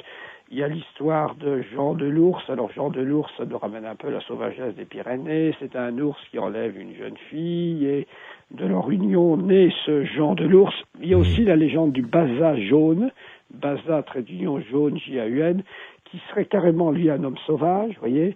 Bon, ces créatures réapparaissent dans des fêtes traditionnelles. Bien sûr, bon. oui. Et puis il y a des choses tout à fait incroyables. Il y a une chose qu'on ose à peine raconter, je ne sais pas si vous me le permettez. Allez-y. C'est l'histoire de Clémenti ou Clémentou. Il s'agit d'un homme originaire du Val d'Aran, donc en Espagne, qui a été hébergé à l'hôpital de Luchon, où il est mort en 1936. Les gens du Val d'Aran, je crois, viennent facilement à Luchon, parce que le Val d'Aran, bien qu'espagnol, est tourné vers la France. Et puisqu'on parlait de sport, je crois même que l'équipe du football du Val d'Aran, elle devait participer au championnat de France à un moment. Vous voyez. Oui. Parlez bien en face de votre téléphone. Pour voilà. D'accord, bon. Et donc, ce Clémenti, qui est mort en 1936 à l'hôpital de Luchon, avait des caractères très très bizarres. C'est-à-dire le front fuyant, les grosses mâchoires. Enfin, il avait un comportement un peu, il mangeait n'importe quoi et on lui mettait dans la bouffe des tas de choses. Enfin bon. Et il parlait? Pas très bien. Et il y a une base de réalité parce que je sais que j'avais demandé à l'hôpital de Luchon son acte de décès et je l'ai. Ils me l'ont envoyé. Les détails se sont un peu perdus. Alors, ce qu'on a pu dire de ce Clémenti, c'est que, ma foi, il possédait peut-être dans son patrimoine génétique quelques gènes de Néandertaliens. C'est étonnant, ça. Oui, c'est étonnant, mais vous savez, ça peut réapparaître. Alors, pour revenir aux enfants sauvages, aux enfants ensauvagés qui auraient pu être des Néandertaliens, on peut citer quelques autres cas. En Roumanie, il y en a eu un vers 1780. Et puis il y a celui de Trébizonde. Trébizonde est un port turc de la mer Noire où en 1813, il y avait ce personnage velu qui se tenait assis dans le port, qui poussait des hurlements. Et ça, c'est particulièrement intéressant. Je vous ai parlé de l'Almasty du Caucase, toujours bien vivant, et qui serait un Néandertalien. Et à Trébizonde, on n'est pas loin du Caucase. Oui. Vous voyez, alors suivez mon regard. Oui. Bon. Oui. Alors, tout ça pour dire que, est-ce que dans ce dossier des hommes ou enfants sauvagés, il s'est glissé quelques Néandertaliens reliques qui ont pu effectivement persister dans les Pyrénées jusqu'au XVIIIe siècle et également en Roumanie et ailleurs et qui existent peut-être toujours. Voilà, il y a tout un dossier qui permet de poser le problème. On ne peut pas être affirmatif. Alors évidemment, le fait l'hypothèse de la survivance des Néandertaliens en Asie centrale, au Caucase, au Vietnam, etc., ça fait hurler. Vous voyez, il n'y a pas que les enfants velus qui hurlent, ça fait aussi hurler les zoologistes et les anthropologistes, disons, classiques. Oui. Il y a tout un dossier, il est difficile de se lancer dedans, et un dossier qui a trouvé son point d'orgue avec la découverte de l'homme pongoïde par Bernard Revelmans en 1968. Vous savez, le fameux homme congelé, exhibé aux États-Unis. Exact, et qui a disparu et dont on n'a jamais retrouvé la trace. Écoutez, si Sud Radio a les moyens, il faut le rechercher parce que je pense et tout le monde pense qu'il est toujours caché quelque part. Alors, racontez-nous cette histoire qui est passionnante. Eh bien voilà, ça se passe en décembre 1968. Bernard Revelmans, donc le père de la cryptozoologie, se trouve aux États-Unis chez Ivan Sanderson, un grand cryptozoologiste d'origine britannique, quand on leur signale qu'un forain, un certain Frank Hansen, promène dans les foires, les foires aux bestiaux surtout, disons qu'il a un camion, ce forain, et dans ce camion, il y a un cercueil en verre, dans ce cercueil en verre, il y a un bloc de glace, et dans ce bloc de glace, il y a un homme velu d'1,80 m, d'aspect à peu près, d'aspect humain, bien sûr, mais assez différent de notre espèce. Il a des caractéristiques bizarres. Alors, Heuvelmans et Sanderson décident d'y aller. Ils font, je crois, 3000 kilomètres pour aller le voir. Ils vont le voir. Ils le photographient, le dessinent, l'examinent sur toutes les coutures. Et c'est le début d'une affaire incroyable, bon, qu'on peut pas résumer comme ça parce que c'est très compliqué. Et si vous voulez, malheureusement, on n'a jamais pu le toucher, cet homme. Il était toujours dans son cercueil de glace. Bon. Oui. Mais je pense, alors, il y a eu, si vous voulez, alors les sceptiques ont dit c'est un faux, c'est un montage et tout ce qu'on a pu dire, mais moi j'ai entièrement confiance dans Heuvelmans et dans les quelques autres scientifiques qui ont daigné se déplacer pour aller le voir, enfin très peu, vous voyez comme s'ils sont curieux ces gens-là, on leur dit un homme inconnu exposé à 3 kilomètres de chez vous, il n'y en a pas un qui y va, vous voyez. Non mais c'est comme ça. Bon, c'est incroyable, mais c'est comme ça. Bon. Mais en tout cas, ce qui est sûr, c'est que ce forain a disparu du jour au lendemain avec son cercueil dans lequel il y avait cette espèce d'homme velu. Pas du jour au lendemain, ça a duré pas mal de temps. Il a continué à le balader, il a même été au Canada avec, enfin, etc. Ouais. Ça a été très compliqué. Toutes les autorités américaines se sont saisies de cette affaire, mais aux États-Unis, c'est très difficile d'enquêter chez les gens s'il n'y a pas de reproches à leur faire. Alors, le forain, lui, a raconté qu'il l'avait tué aux États-Unis même. Bon. Heuvelmans pense que cet homme congelé a été tué au Vietnam pendant la guerre du Vietnam, où le forain était militaire, et là-bas, il se serait dit, tiens, mais c'est une bonne affaire de présenter ce spécimen dans les foires. Vous voyez, oui. Alors, il y a aussi, on peut imaginer d'autres choses, enfin bon, mais si vous voulez, la description de l'homme pongoïde, s'il a appelé Heuvelmans, coïncide tout à fait avec celle des hommes sauvages du Caucase ou d'Asie centrale, qu'on considère comme des néandertaliens. Si vous voulez, c'est une équation homme pongoïde égale almastie du Caucase et autres égale néandertalien survivant. Bon. Voilà comment ça se présente. Mais Jean-Jacques Barlois, vous êtes en train de nous dire qu'avec moi, il me semblait qu'hormis les océans, parce que les satellites photographent que de la surface, mais il me semblait qu'avec tous les satellites qui tournent autour de la Terre, on sait que maintenant des satellites américains sont capables de lire par-dessus l'épaule de quelqu'un les gros titres des journaux, tout en étant en déposition évidemment à des kilomètres. Et, nous sommes d'accord, au-dessus de la surface de la Terre. Qu'on ne soit pas capable de détecter des mouvements de population dans des zones comme le Vietnam, par exemple.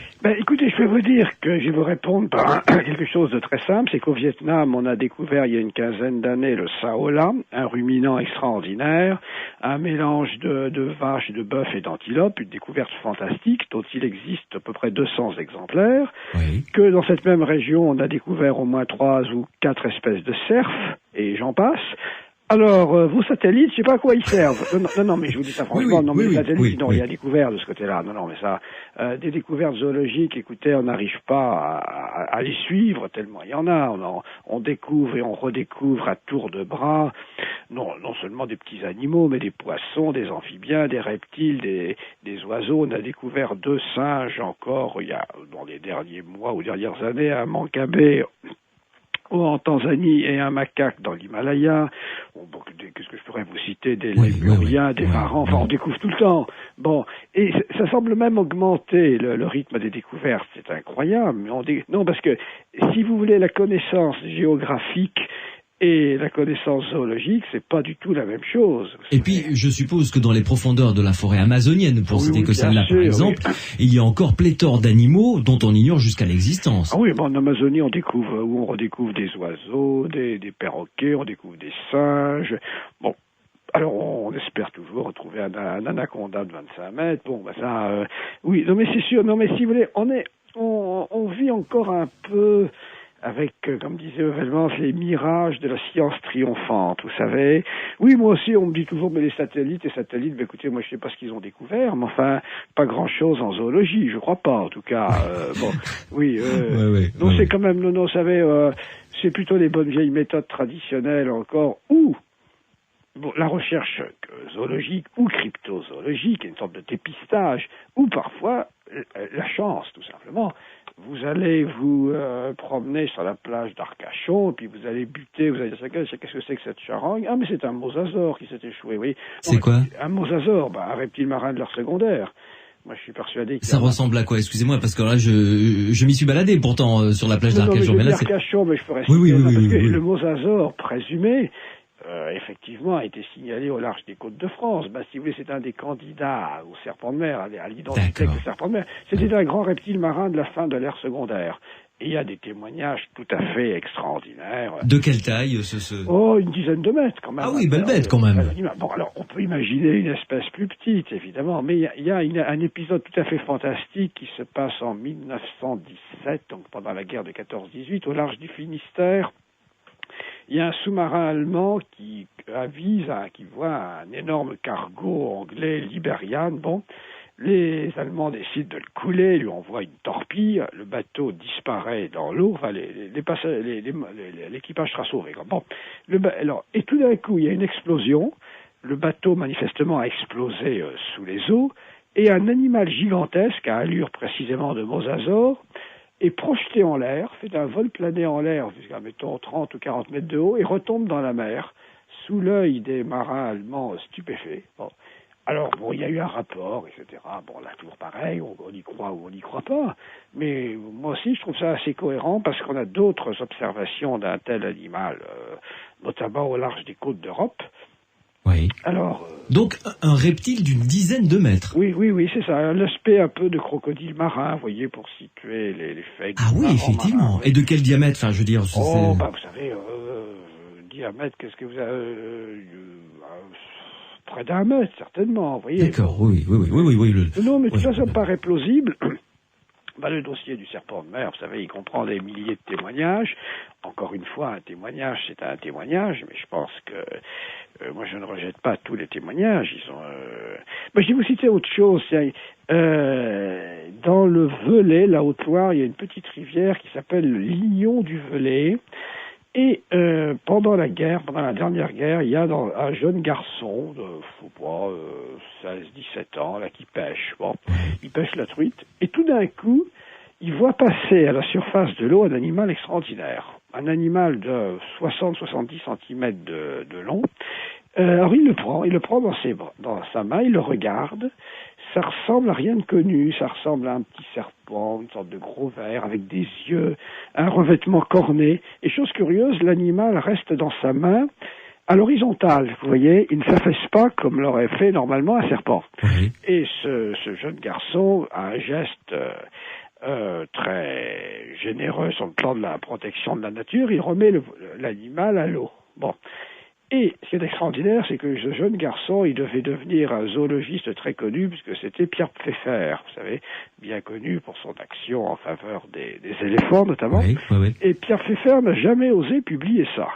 Et il m'a raconté ça un jour entre deux portes, c'est moi qui l'ai publié, parce que, un zoologiste comme lui n'aime pas raconter quelque chose d'extraordinaire. Et j'ai pesé le problème de toutes les façons possibles. J'ai écrit dans la région, j'ai passé un appel dans la presse locale.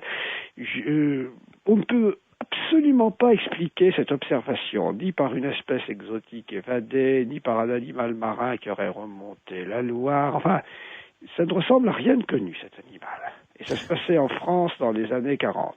Jean-Jacques Barlois, une dernière pause et on se retrouve ensemble pour évoquer pêle-mêle d'autres dossiers comme ça de la cryptozoologie qui sont proprement fascinants et passionnants et qui nous font découvrir qu'il faut rester très humble face à Dame Nature qui nous réserve encore pas mal de surprises. Cela dit, vous le savez, tout à l'heure, la dernière demi-heure de l'émission sera consacrée à vos témoignages. Vous pouvez nous appeler au 0826 300 300, 0826 300 300 pour nous faire part de un événement que vous avez vécu, qui vous paraît tenir du phénomène paranormal. Vous écouterez d'ailleurs à ce propos le témoignage très intéressant d'Alain Dallès qui nous rejoindra tout à l'heure pour nous faire part de ce qu'il a vécu avec ses deux chats dont un qui est décédé. Et ça, c'est le début de l'histoire sur Sud Radio. Sud Radio, les aventuriers de l'étrange. Nous parlons de la cryptozoologie et de toutes les surprises que nous réserve encore Dame Nature avec le docteur en sciences Jean-Jacques Barlois, d'ailleurs qui va publier une biographie de Bernard Ovelmans le mois prochain et rééditer des livres de Bernard Ovelmans qui est le créateur de la cryptozoologie, avec un inédit, hein, vous nous avez dit. Les félins encore inconnus d'Afrique, enfin on peut dire de quoi il s'agit, parce que bon, il y a des chapitres sur le guépard royal, sur le lion tacheté, et puis ce dossier que Ovelmans a été pratiquement l'un des premiers à aborder, ça serait la survivance en Afrique de Machairodus ou de Machairodonte, c'est-à-dire de félins aux dents en sabre. Ah bon? Et oui, il y a tout un dossier. Écoutez, il a rempli des centaines de pages avec ça, donc vous voyez que c'est un dossier consistant. Mais je les croyais disparus depuis l'ère de la préhistoire. Écoutez, peut-être je souhaite que vous vous trompiez. Mais c'est ça la cryptozoologie. Alors effectivement, je reconnais que c'est très provoquant, mais il faut étudier les dossiers. Si vous voulez, il ne s'agit pas de croire comme ça. Bon, il y a des dossiers. Bon, si vous voulez. Par exemple, pour nous rapprocher de nos régions, il y a dans les Alpes un dossier très passionnant, c'est le Tatzelwurm. Vous savez, ça, en allemand, ça veut dire ver à pattes.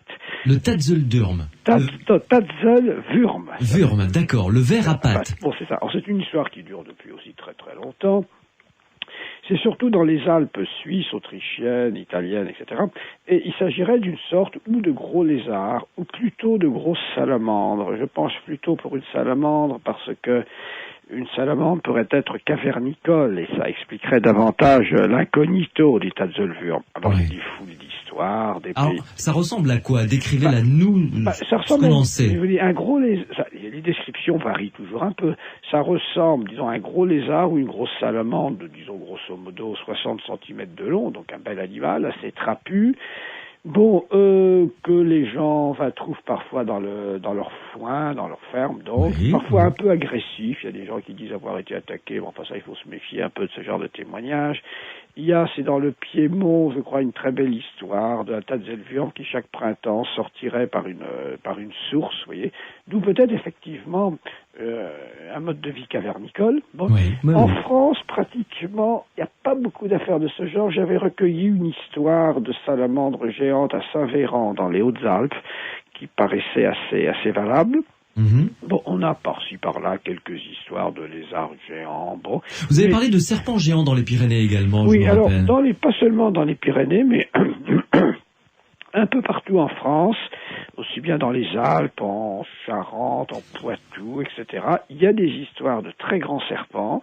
Alors, une hypothèse tout à fait banale, c'est qu'il s'agit de pitons et de boas échappés d'un vivarium ou de chez quelqu'un. Bon, si malheureusement il y a des gens qui en ont chez eux. Bon, mais il y a d'autres. Parfois, il pourrait s'agir soit de la couleuvre de Montpellier, soit de la couleuvre verte et jaune, qui dans certains cas pourrait atteindre une taille imposante. Il y a notamment dans la région du centre-ouest, donc Poitou-Charentes, l'affaire du dard ou Silan qui est décrit comme un grand serpent. Alors il y a des histoires incroyables du bonhomme qui se bat avec qui lui coupe la tête, enfin bon, parce que les serpents font tout de suite un peu fantasmer. Mais enfin, il y a un dossier assez intéressant avec des serpents de forte taille en France. Mais qu'est-ce que vous appelez de forte taille, c'est-à-dire c'est de l'ordre de 2-3 mètres, quoi. Oui, d'accord. Jean-Jacques Barlois, revenons un petit peu au bord de la mer, et parlons de ce qui peut se trouver dans certains abysses, ou même au large de nos côtes, par exemple, puisque je me rappelle avoir visité une très belle exposition au Muséum maritime de Biarritz, qui est un très beau musée d'ailleurs, que je recommande à celles qui nous écoutent, qui avait consacré une exposition aux calamars géants et aux poulpes géants. Et là, elle avait exposé, la directrice donc de ce musée, un calamar bébé, c'est un bébé, mais enfin qui faisait quand même la bagatelle de 6 mètres de long, une belle bête quand même, voilà, qui était là dans le formol. Donc on imagine que si ce bébé devait faire 6 mètres de long, les parents doivent être d'une taille conséquente. Oui, alors attendez, d'abord il ne faut pas dire calamar, il faut dire calmar. Pardon, calmar. Alors vous avez le monde, c'est le monde des céphalopodes géants. D'un côté les calmars, et qui sont des parents des seiches, et de l'autre côté les pieuvres ou poulpes. Alors les calmars, pour schématiser, c'est 8 tentacules courts et 2 longs, et les pieuvres ou poulpes, c'est 8 tentacules égaux. Bon. Et puis, pas de coquille interne, tandis que les calmars, comme les seiches, ont une coquille interne. Tout le monde connaît l'os de seiche. Bon. Qu'on donne aux oiseaux, oui. Si vous voulez, les calmars géants sont beaucoup mieux connus que les pieuvres géantes. Les calmars géants relèvent maintenant de la zoologie jusqu'à 17 mètres à peu près. Combien ? 17 mètres. Mais attendez, c'est une plaisanterie. Mais c'est rien, c'est une plaisanterie à côté de ce que je vais vous dire maintenant. Bon, mais si vous voulez, jusqu'à 17 mètres, l'Architeuthis princeps, donc le calmar géant, est bien catalogué par la zoologie. Bon, mais on pense qu'il y en a de plus grands. On pense qu'il est... Alors, on a décrit un autre genre, le Mesonychoteuthis, qui serait encore plus grand et plus large. Toujours dans la famille des calmars. Hein. Toujours côté calmar. Oui. Bon. Et si vous voulez, on déduit... Alors, on pense qu'il y a des calmars beaucoup plus grands, d'après les empreintes de ventouses qu'on a trouvées sur la peau des cachalots. Vous savez, il y a un titanesque combat entre calmars et cachalots. Bon. Alors, les pieuvres géantes, elles, sont beaucoup moins connues et sont franchement cryptozoologiques. Bon, on connaît de grandes pieuvres, 4 mètres, 6 mètres d'envergure dans le Pacifique Nord. On a quelques bons spécimens sur nos côtes, sur la côte d'Azur, parfois. On peut espérer rencontrer une pieuvre de 6 mètres par là, oui. Ah oui, ce qui est quand même énorme, oui, déjà. Ça, c'est sympathique, oui. Également en Italie et en Grèce, il y en a de pas mal. La Méditerranée héberge plutôt des pieuvres que des calmars. Oui. Bon. Et puis alors, les pieuvres gigantesques, alors là, c'est... Bon, le dossier repose essentiellement sur l'échouage d'une monstrueuse épave en Floride en 1896. C'est la fameuse épave de Sainte-Augustine en Floride, dont on a des photos, moi j'en ai, bon... De quoi s'agit-il alors ? On en a même des morceaux. C'est une énorme épave qui s'est échouée sur une plage et qu'on a eu beaucoup de mal à interpréter. L'affaire a été oubliée, on l'a exhumée il y a une trentaine d'années, on a retrouvé des morceaux qui mijotaient dans le formol, on a pu faire des études assez poussées, et il semble bien que cette monstrueuse épave était les restes d'une pieuvre géante dont les tentacules, parce qu'elle n'avait, en fait, l'épave n'avait plus que le départ des tentacules. Mais les tentacules entiers auraient fait environ 30 mètres. 30 mètres. Alors, vous voyez l'envergure. Oui, bon. Alors, il y a au bas... Attendez, parce que là, vous passez dessus, vous, tranquillement, parce que vous connaissez cette affaire depuis des années, évidemment. Mais là, permettez-moi de marquer une pause. Alors, attendez, un tentacule, décidément. Un tentacule, 30 mètres de long. Oui, enfin, c'est la longueur... Une estimation. Qu'on a estimée. D'accord. Donc, envergure, si j'ai bien compris, 60 mètres. Bah oui. Moi, ça ne me choque pas, mais enfin, bon, ça fait beaucoup, oui, c'est un bel animal. Ah oui, ça, je vous l'accorde. Oui, il y a la place dans la mer. Alors, le quartier général de ces pieuvres super géantes semble être les Bahamas.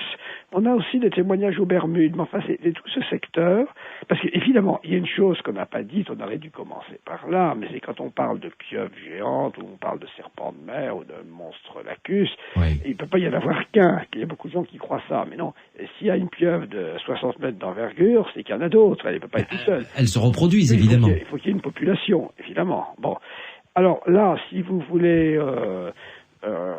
mon ami Michel Rénal, bien connu comme cryptozoologiste, est un passionné des pieuvres géantes. Bon, il y a tout un dossier, effectivement. Alors, pourquoi connaît-on mieux les calmars géants que les pieuvres géantes ? Parce que leur écologie est différente. Ils voguent en pleine mer, donc ils peuvent s'échouer plus facilement. Et l'étude des calmars géants repose essentiellement sur des échouages. Il y en a eu en Norvège, à Terre-Neuve, etc. Oui, là on en est sûr. Je veux dire, comme vous nous l'avez dit tout à l'heure, c'est du domaine de la zoologie. Là maintenant, c'est acquis, quoi. Tandis que les pieuvres géantes, d'abord, semblent plus localisées, circulent beaucoup moins, vivent davantage dans les fonds, près des côtes. Donc elles ne s'échouent pas de la même façon. C'est pas le même genre de vie. Elles sont benthiques, comme on dit, alors que les calmars sont pélagiques. Voilà.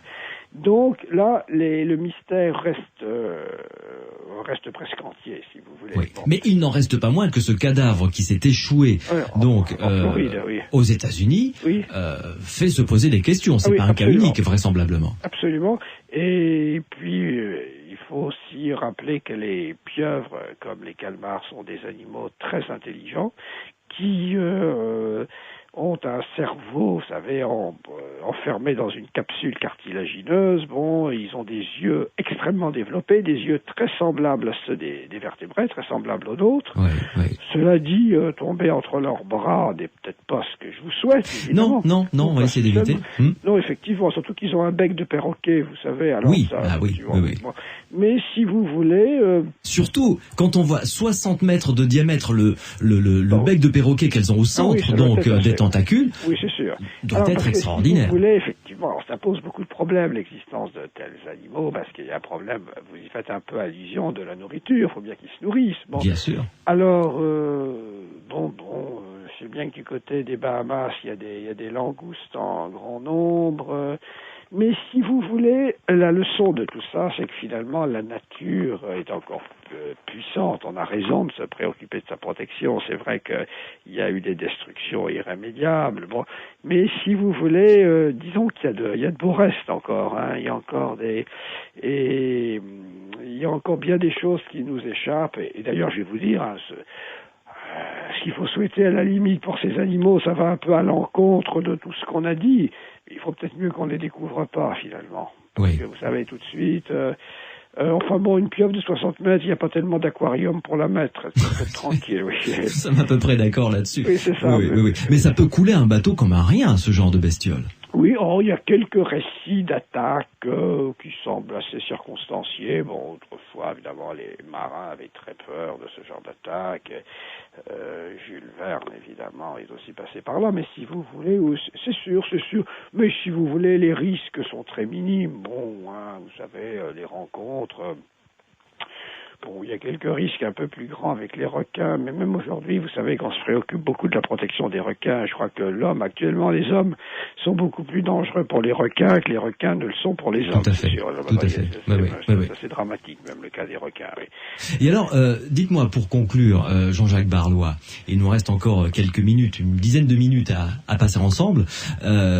Vous connaissez le monde de la cryptozoologie d'une manière assez pointue depuis de nombreuses années. Quel est le dossier qui vous fascine le plus ? Écoutez, je vous ai parlé du mosasaure, parce que le mosasaure m'a toujours particulièrement fasciné. Rappelez-nous qu'est-ce que c'est. C'est ce grand reptile de l'ère secondaire. Voilà, ce grand crocodile des mers, quoi. C'est ça, oui. Qui naviguerait toujours, qui croiserait au large de nos côtes et ailleurs. Et bon, le mosasaure s'insère dans un dossier beaucoup plus vaste qui est celui du serpent de mer. Alors le serpent de mer, c'est un terme qui est parfois mais un peu mauvaise réputation parce que c'était synonyme de canular, mais bien à tort d'ailleurs si vous voulez. C'est un dossier qui repose sur des milliers de témoignages dans toutes les mers du globe depuis l'Antiquité sur des animaux marins serpentiformes, soit à long cou vertical, soit avec des sortes d'anneaux. Oui. Que des navigateurs, des marins disent avoir vu et alors on se demande ce que c'est. Il semble qu'effectivement qu'il y ait des espèces inconnues de mammifères, de reptiles et de poissons derrière ces observations et c'est tout à fait passionnant parce que d'abord c'est une affaire qui couvre pratiquement toutes les mers du globe et y compris des mers très proches de nos côtes. Vous voyez, il y a et si vous voulez... Alors là aussi, si vous voulez, il faut que chaque espèce soit représentée par plusieurs spécimens. Bon, et paradoxalement, si on voyait plus peut-être d'animaux marins inconnus du temps de la marine à voile, parce que tandis que maintenant les trajets des bateaux sont immuables, ils gardent les mêmes routes, vous voyez, donc. Mais c'est un dossier tout à fait passionnant, c'est un des grands dossiers de la cryptozoologie et curieusement, c'est très curieux, alors que la presse se moquait du serpent de mer, en faisait un petit peu le synonyme du marronnier, vous savez. D'où l'expression le serpent de mer, quoi. Oui, c'est ça, ce que ça veut dire. Le marronnier, c'est-à-dire ce qui remplit les journaux quand il n'y a plus rien à dire, et bien qu'au même moment, pendant toute cette période, les zoologistes les plus sérieux, au contraire, le prenaient très au sérieux, vous voyez, si vous voulez, parce qu'ils avaient bien conscience qu'il y avait beaucoup à découvrir dans les mers, et on découvre toujours dans les mers, on découvre des requins, on découvre des cétacés, etc. Oui, et il n'y a pas si longtemps que ça, le coélacanthe. Le sélacanthe, oui. Le sélacanthe, qui est un poisson qui date de la préhistoire et qu'on découvre encore. Et puis on a découvert la première espèce en 1938 dans le sud-est de l'Afrique et la deuxième espèce il y a une quinzaine d'années en Indonésie. Donc c'est aussi une très bonne découverte. Donc on en connaît 2 espèces maintenant, encore vivantes. Exactement, oui. Et on espère en trouver un jour une troisième dans le golfe du Mexique. Il y a pas mal d'indices là aussi. À la limite, moi j'attendais le deuxième dans le golfe du Mexique. On avait beaucoup plus de données sur un sélacanthe américain que sur un sélacanthe asiatique, et c'est le deuxième qui est arrivé. Ben voyez. Voyez, voilà. Enfin, c'est tout à fait passionnant, et le rythme des découvertes zoologiques ne faiblit pas, bien au contraire, même si effectivement beaucoup de gens. On a toujours l'impression, quand on annonce une découverte zoologique, que c'est la dernière. Parce que si vous voulez, comment dire, c'est considéré par les scientifiques, et aussi un peu par la presse, comme un signe de faiblesse, de négligence. Vous voyez qu'on découvre encore des espèces. On aurait dû les découvrir depuis longtemps, mais c'est le dernier, ça. Donc maintenant c'est terminé, c'est fini, vous voyez. Oui. Il y en a. Oui. En tout cas, c'est passionnant. Dites-moi juste un dernier mot. Les méduses, parce que j'ai des amis qui habitent sur la Côte d'Azur, notamment du côté de Nice, qui me disent avoir entreaperçu des méduses de taille assez énorme. Oui, c'est ça. Il y a beaucoup d'histoires de méduses géantes, parfois avec une certaine exagération. Je pense il y a aussi surtout le problème des invasions de méduses. Je crois qu'il y en a eu beaucoup. Elles sont pas tellement en voie de disparition, et c'est tant mieux pour elles. Et je crois qu'il peut y avoir des méduses, ce sont des acalèphes, comme on dit, de 2 mètres d'envergure sur nos côtes, ça ne m'étonnerait pas. Vous voyez, quelques-unes, oui. Moi, je sais que j'en avais vu. Oh là, je me souviens, c'est vieux. C'était à Cabourg. J'aperçois sur la mer, rejetée par la mer, écoutez, une méduse tellement grosse, j'ai cru que c'était une tortue. Et c'était assez amusant, je me souviens, parce qu'il y avait un groupe de touristes, un groupe de Chinois, ou un voyage d'études plutôt, et ils se sont tous précipités pour regarder cette méduse, vous voyez. Et ils ont pris des photos, et moi j'avais pas d'appareil photo, j'ai même demandé à un des Chinois de m'envoyer la photo, il ne l'a jamais fait d'ailleurs, mais je me souviens de cette méduse, elle était formidable, enfin pas très grande d'envergure, mais globuleuse, vous voyez, comme un gros ballon qui s'échouait. Ah oui, mais les méduses sont un monde tout à fait passionnant, vous savez, il y a une méduse des mers arctiques, dont les filaments, ça va vous faire plaisir, alors là, ils ont 40 mètres de long. Ah oui. Des petits filaments, c'est moins que des tentacules de pieuvre quand même. Oui. Mais elle existe, c'est la Cyanea capillata, son existence, ça fait pas de doute. Alors, vous savez, dans la mer, il y a de la place, il y a encore de... vous savez, à la limite, le plus grand animal de la faune de France, c'est un ver, le Linnaeus longissimus, un ver marin, qui mesure 10 mètres de long, et qui peut, quand il peut s'étirer jusqu'à en mesurer 40. Mais en général, il est pelotonné sous un rocher, sous un caillou, donc comme un très long lacet, vous voyez. Donc on s'en rend pas compte, mais il atteint 40 mètres, et c'est pour ça qu'on l'appelle Linnaeus longissimus. Je ne savais même pas que ça existait, dites-moi. Ah, écoutez, Jean-Jacques Barlois, j'ai passé vraiment 1h30 délicieuse en votre compagnie, à vous écouter à travers ce dossier de la bête de Gévaudan, des enfants sauvages, et puis plus largement après des animaux qui peuplent ces dossiers passionnants de la cryptozoologie. Donc, nous en arrivons à la fin de notre entretien. Je vous réitère mon invitation, à savoir d'ici un mois et demi, on aura le plaisir je vous enverrai les 2 livres, bien sûr. Se reparler ensemble et de parler de Bernard Hovelmans, qui était le créateur de la cryptozoologie. Merci beaucoup, Jean-Jacques Barlois. Voilà, au revoir. J'ai passé une excellente soirée en votre compagnie. Merci beaucoup. Sur Sud Radio, dans quelques minutes, vos témoignages, 0826 300 300.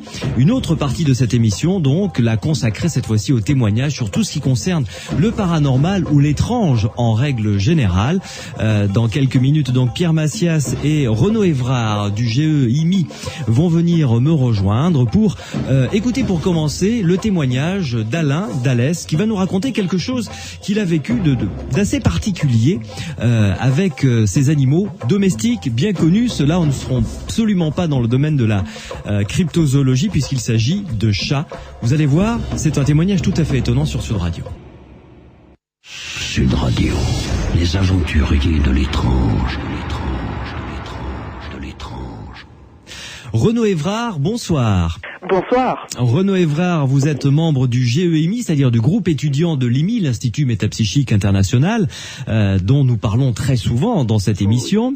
Vous êtes étudiant en Master Pro de psychologie clinique. Voilà. Oui, tout récemment. Voilà, oui, tout à fait. Non, mais on donne la carte de visite complète, tant qu'à faire.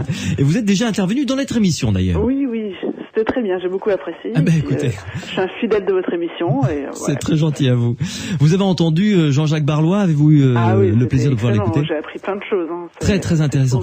Et c'est un monsieur qui a un certain âge maintenant, mais qui a toujours cette, on l'a découvert dans sa voix, qui a toujours cette passion juvénile depuis qu'il a commencé la zoologie sûrement et la cryptozoologie.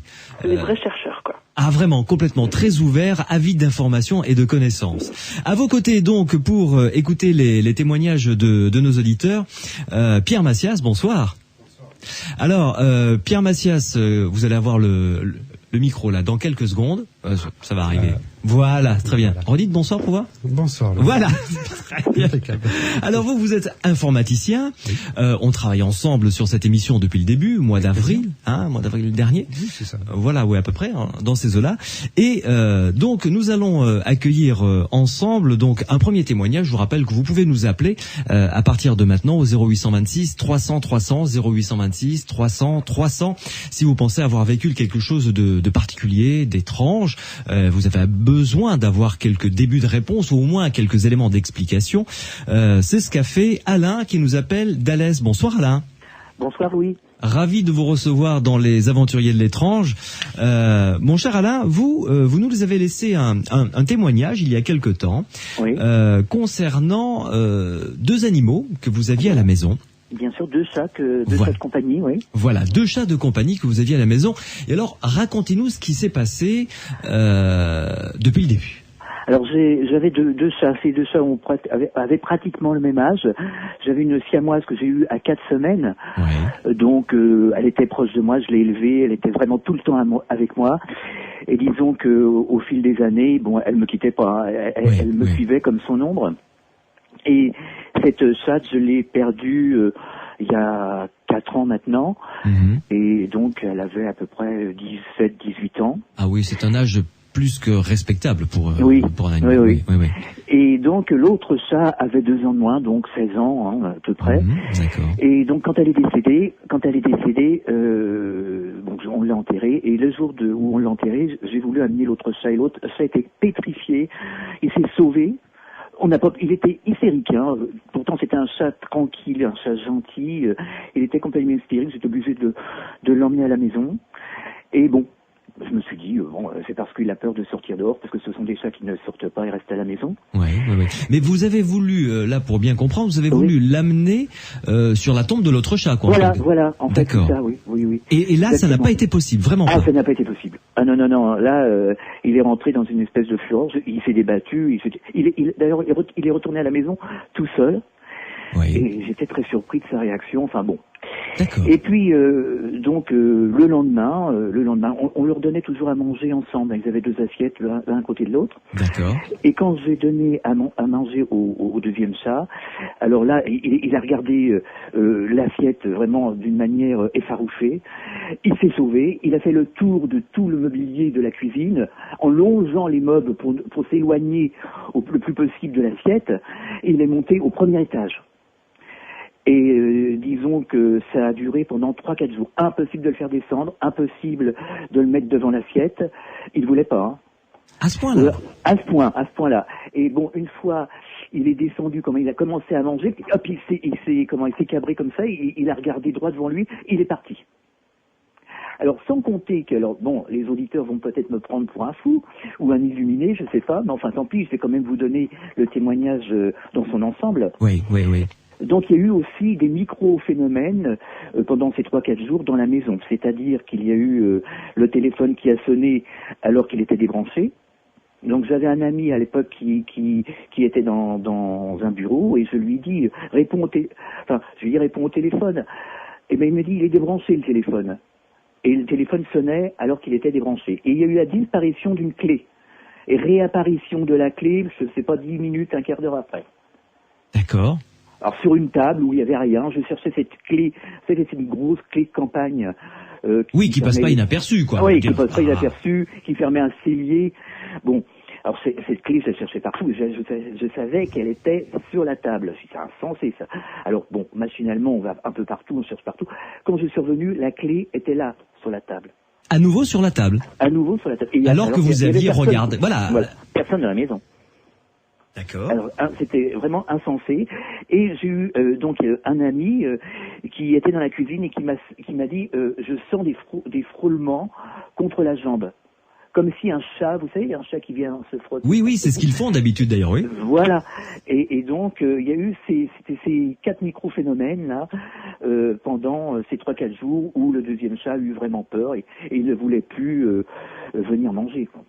On avait l'impression, si vous voulez, bon, c'est un peu ma façon d'analyser les choses, qu'il voyait la siamoise. Mais tout à fait cet effet-là. D'accord. Et ce chat, pendant ces 3 jours, donc les 3 jours durant lesquels se sont produits ces phénomènes dont vous nous avez parlé, n'a absolument pas voulu descendre manger à sa gamelle, comme il le faisait d'habitude depuis des années. Oui, alors qu'il était plutôt goulu, justement, il était le premier à venir à l'assiette. Oui. Et là, non, il a fallu au moins 5-6 jours pour que tout redevienne à peu près normal. D'accord. Ça, donc, je ne sais pas comment on peut interpréter ça, je ne sais pas, mais enfin, toujours est-il que c'est bel et bien arrivé.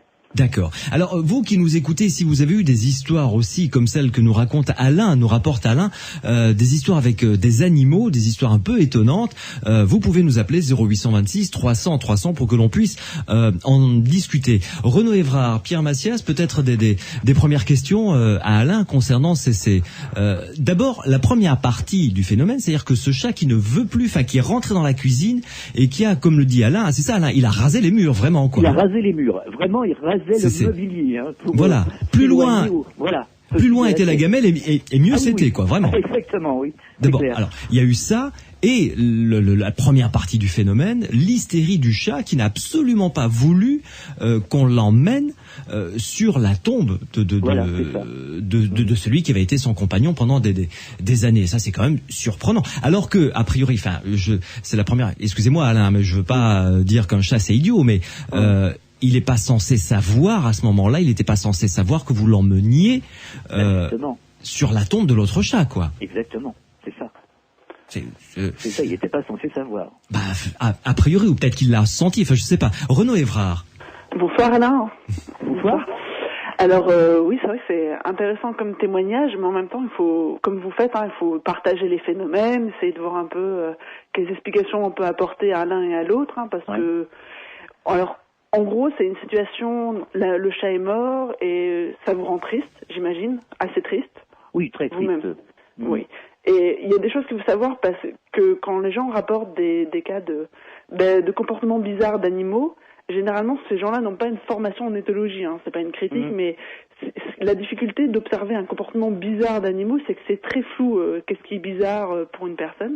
L'éthologie, c'est la science du comportement de l'animal, Voilà. Oui. Et dans ce cas-là, en fait, il y a aussi ce problème de suggérer involontairement à l'animal la peur ou faire partager son émotion avec l'animal. Donc, les comportements bizarres d'animaux, comme l'animal qui a eu peur quand il a senti que vous vouliez l'amener quelque part à l'extérieur pour quelque chose qui est important, mais très, très chargé émotionnellement pour vous, il a peut-être senti ça aussi. Les animaux ont aussi ces capacités. Surtout que ces chats, Alain, ce chat qui reste vivant, est très proche de vous, comme l'autre d'ailleurs. D'ailleurs, il est plus vivant, le pauvre. Il est décédé au mois de décembre dernier. Mais donc c'est vrai qu'ils étaient toujours proches de moi. Ils étaient toujours avec moi. Oui, il y avait une relation affective très forte avec ces absolument. Animaux. Comme en règle générale avec nos animaux de compagnie, tout à fait. Absolument. Mais par contre, ça explique pas ce qui s'est passé dans la cuisine. Oui, alors les autres choses, c'est-à-dire par exemple les frôlements, la sensation de présence, ça c'est quelque chose qui en même temps reste très subjectif. Ça n'empêche pas, mais en fait ce qui se passe, c'est comme s'il y avait une ambiance dans votre maison suite à la mort du chat. Et c'est très chargé émotionnellement pour tout le monde. Et puis en plus, il y a des phénomènes apparemment qui se rajoutent. Et donc, la clé qui se perd, c'est très impressionnant à chaque fois. Ça arrive à beaucoup de gens. Ça, c'est plutôt du côté du poltergeist, en effet. Oui. Et surtout le téléphone qui sonne en étant débranché. Oui, effectivement. Alors comme, c'est très étonnant aussi. Ouais. Oui, ça c'est plus qu'étonnant. Oui, mais là, si je puis me permettre, je vous sens venir, Renaud Évrard. Vous pensez que ces micro-phénomènes, l'hypothèse vers laquelle vous pencheriez peut-être, auraient été provoqués de manière inconsciente, plutôt par Alain? Ben, il y a toujours des. Je mets les pieds dans le plat, je m'excuse. Hein. Oui. Par exemple, pour la clé, c'est vrai que on peut ne pas la voir à un moment et la voir ensuite sans qu'elle ait forcément disparu. Enfin, je veux dire, ça nous arrive à tous de perdre des objets. Là, vraiment, je suis sûr, elle y était pas, hein, ça c'est clair. Hein. Oui. Non, là, je suis vraiment sûr. Oui, parce que j'ai bien cherché la clé, j'en avais vraiment besoin. Donc, ça, je suis sûr. Non, mais je ne remets pas en cause. Simplement, c'est vrai qu'on ne peut pas apporter d'explication. C'est votre vécu. Et c'est vrai que ce qu'il faut comprendre maintenant, c'est l'importance que ça a eu pour vous dans votre manière de faire le deuil de votre chat. Parce que ça peut paraître idiot pour plein de gens, mais c'est quand même quelque chose de difficile parfois. Oui, bien sûr. Bah oui, quand on perd un animal de compagnie, 16 ans, vous vous rendez compte, 17 ou 18 ans, m'avez-vous dit, Alain? 18 ans, oui. 18 ans, oui, c'est quand même pas une paille. Pierre Massias. Oui, j'ai pensé aux mêmes idées que Renaud, en fait, sur le comportement du chat, sur le ressenti du chat, de l'ambiance, de l'environnement, de vous, Alain, qui étiez très chagriné de la perte de cet animal. Votre chat l'a ressenti, c'est sûr. Oui. Bon, il aura eu un comportement. Il y a aussi autour des assiettes, autour du comportement dans la maison, une idée de hiérarchie de groupe.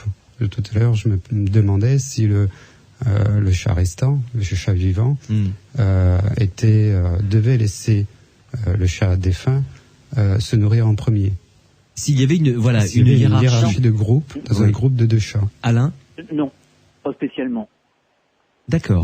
Non, pas spécialement. Et alors, il y a un petit détail, c'est qu'à un moment donné, le chat est venu, il a commencé à manger, puis hop, il a sursauté, et c'est là qu'il a regardé, effarouché, et il est parti vraiment instantanément.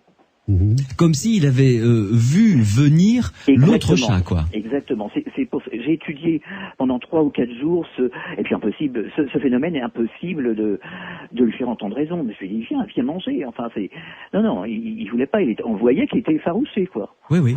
Et après, quelques jours après, il a fallu attendre 5-6 jours, 7 jours, je crois, et tout est rentré dans l'ordre tout doucement. C'est comme si le chat vivant avait vu le chat décédé, finalement, Pierre Massias. C'est cette impression. Ouais. Oui, ça donne cette impression. Ça me fait terriblement penser à du poltergeist animal. J'ai pas en tête des exemples concrets, d'autres exemples de cas. Oui. Je sais pas si Renaud, à travers la documentation de l'EMI, pense à quelque chose. Pas spécialement, là, mais... Oui. Ça me paraît intéressant. Ça peut être un poltergeist, un phénomène de genre poltergeist. Généré par Alain, mais pourquoi pas par l'animal aussi. Oui. Et là, c'est innovant, c'est original comme témoignage. Oui. Alain, en ce qui concerne la personne qui était dans votre cuisine et qui a senti les frôlements sur les jambes, vous savez? Oui. Qu'est-ce qu'elle vous a dit? Elle m'a dit qu'elle avait l'impression que c'était un chat. J'ai eu l'impression que c'était un chat qui venait sur moi. Qu'est-ce qu'il lui faisait? Oui. Qu'est-ce qui lui faisait penser à un chat, justement? Pourquoi pas un chien? Ça aurait pu être un chien. Non, mais parce que c'est petit, les frôlements juste au ras des pantalons en bas, ce serait plutôt ça, quoi. Oui, exactement. Ici, cette impression-là, m'a-t-il dit. Ici, ça me fait penser à des expériences de spirit du début du XXe, où des gens de l'Assemblée qui venaient assister à une séance spirit disaient avoir été frôlés par un animal.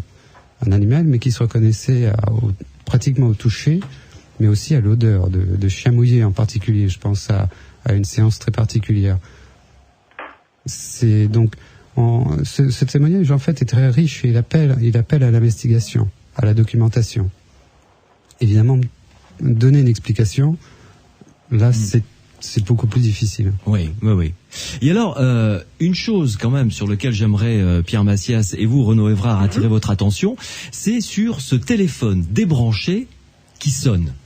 Alors, on a déjà vu le cas à Rosenheim, en Allemagne. Hein. Oui, mais là, c'était un cas avéré de poltergeist, là. Oui. Alors, justement, ce qui est intéressant, c'est voir comment ils ont fait pour l'avérer, parce que ça s'est pas avéré comme ça. Donc, ils ont vraiment, au niveau des branchements, au niveau de l'étude du téléphone, changer le téléphone. Il y a plein de choses qui peuvent coûter cher, un peu, matériellement, et tout ça, qui permettent de vérifier.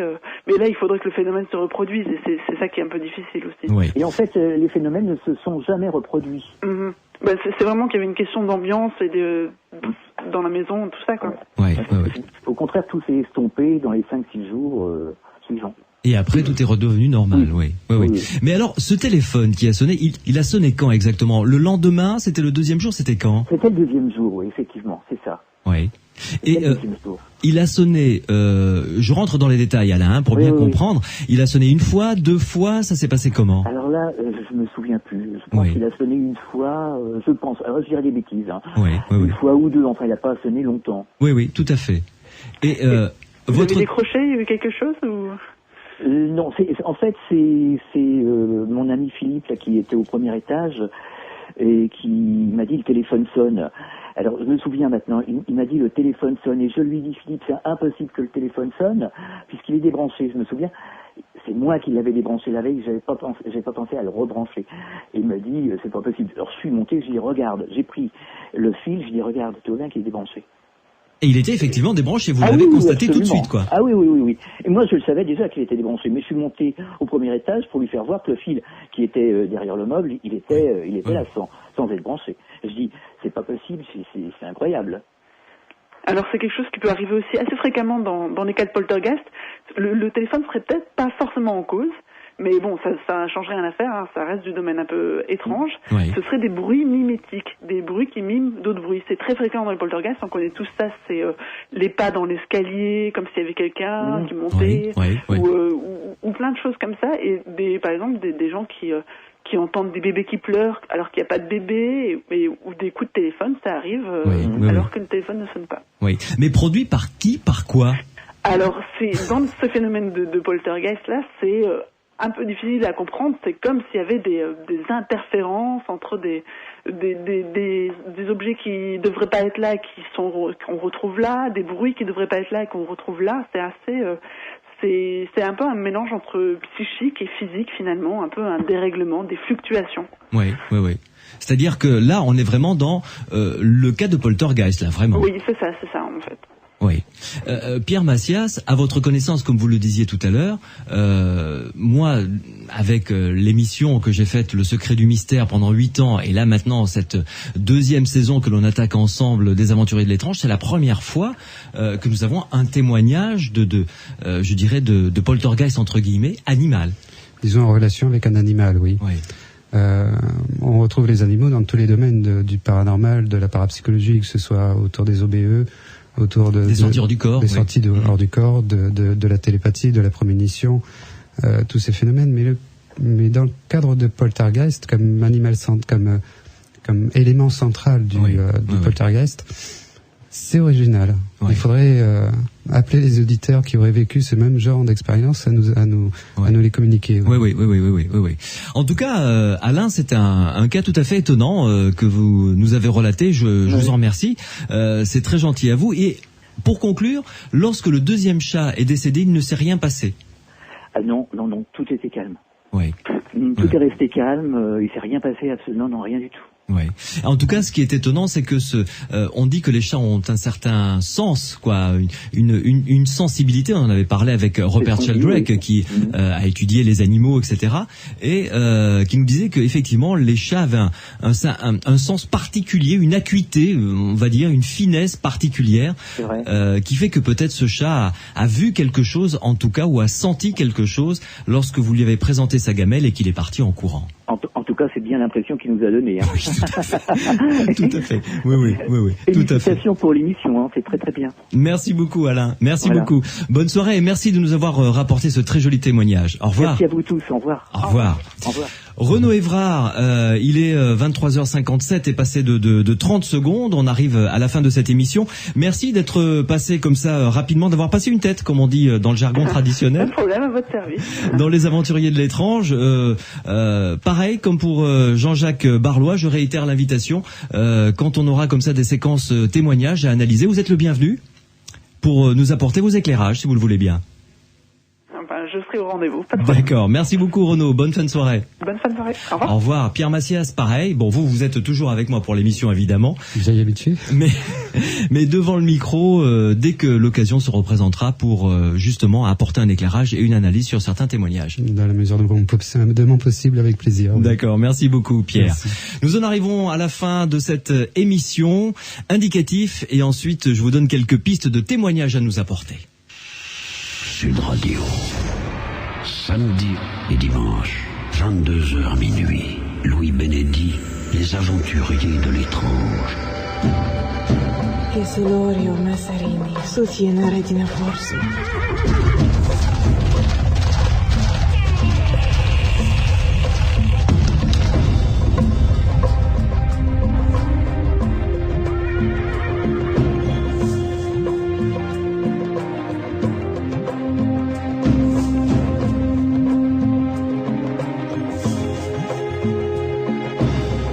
Avant de vous souhaiter une excellente nuit à l'écoute des rediffusions sur Sud Radio, je vous donne rendez-vous demain, dimanche, pour d'autres aventures étranges. Cette fois-ci, je vous emmènerai loin, très loin, dans l'Afrique de l'Ouest. Nous irons au Mali, exactement, avec un photographe, Benoît Jouvelet, et avec une ethnologue, Agnieszka Kedzierska, qui viennent de publier tous les deux aux éditions alternatives un livre magnifique sur les guérisseurs et les féticheurs.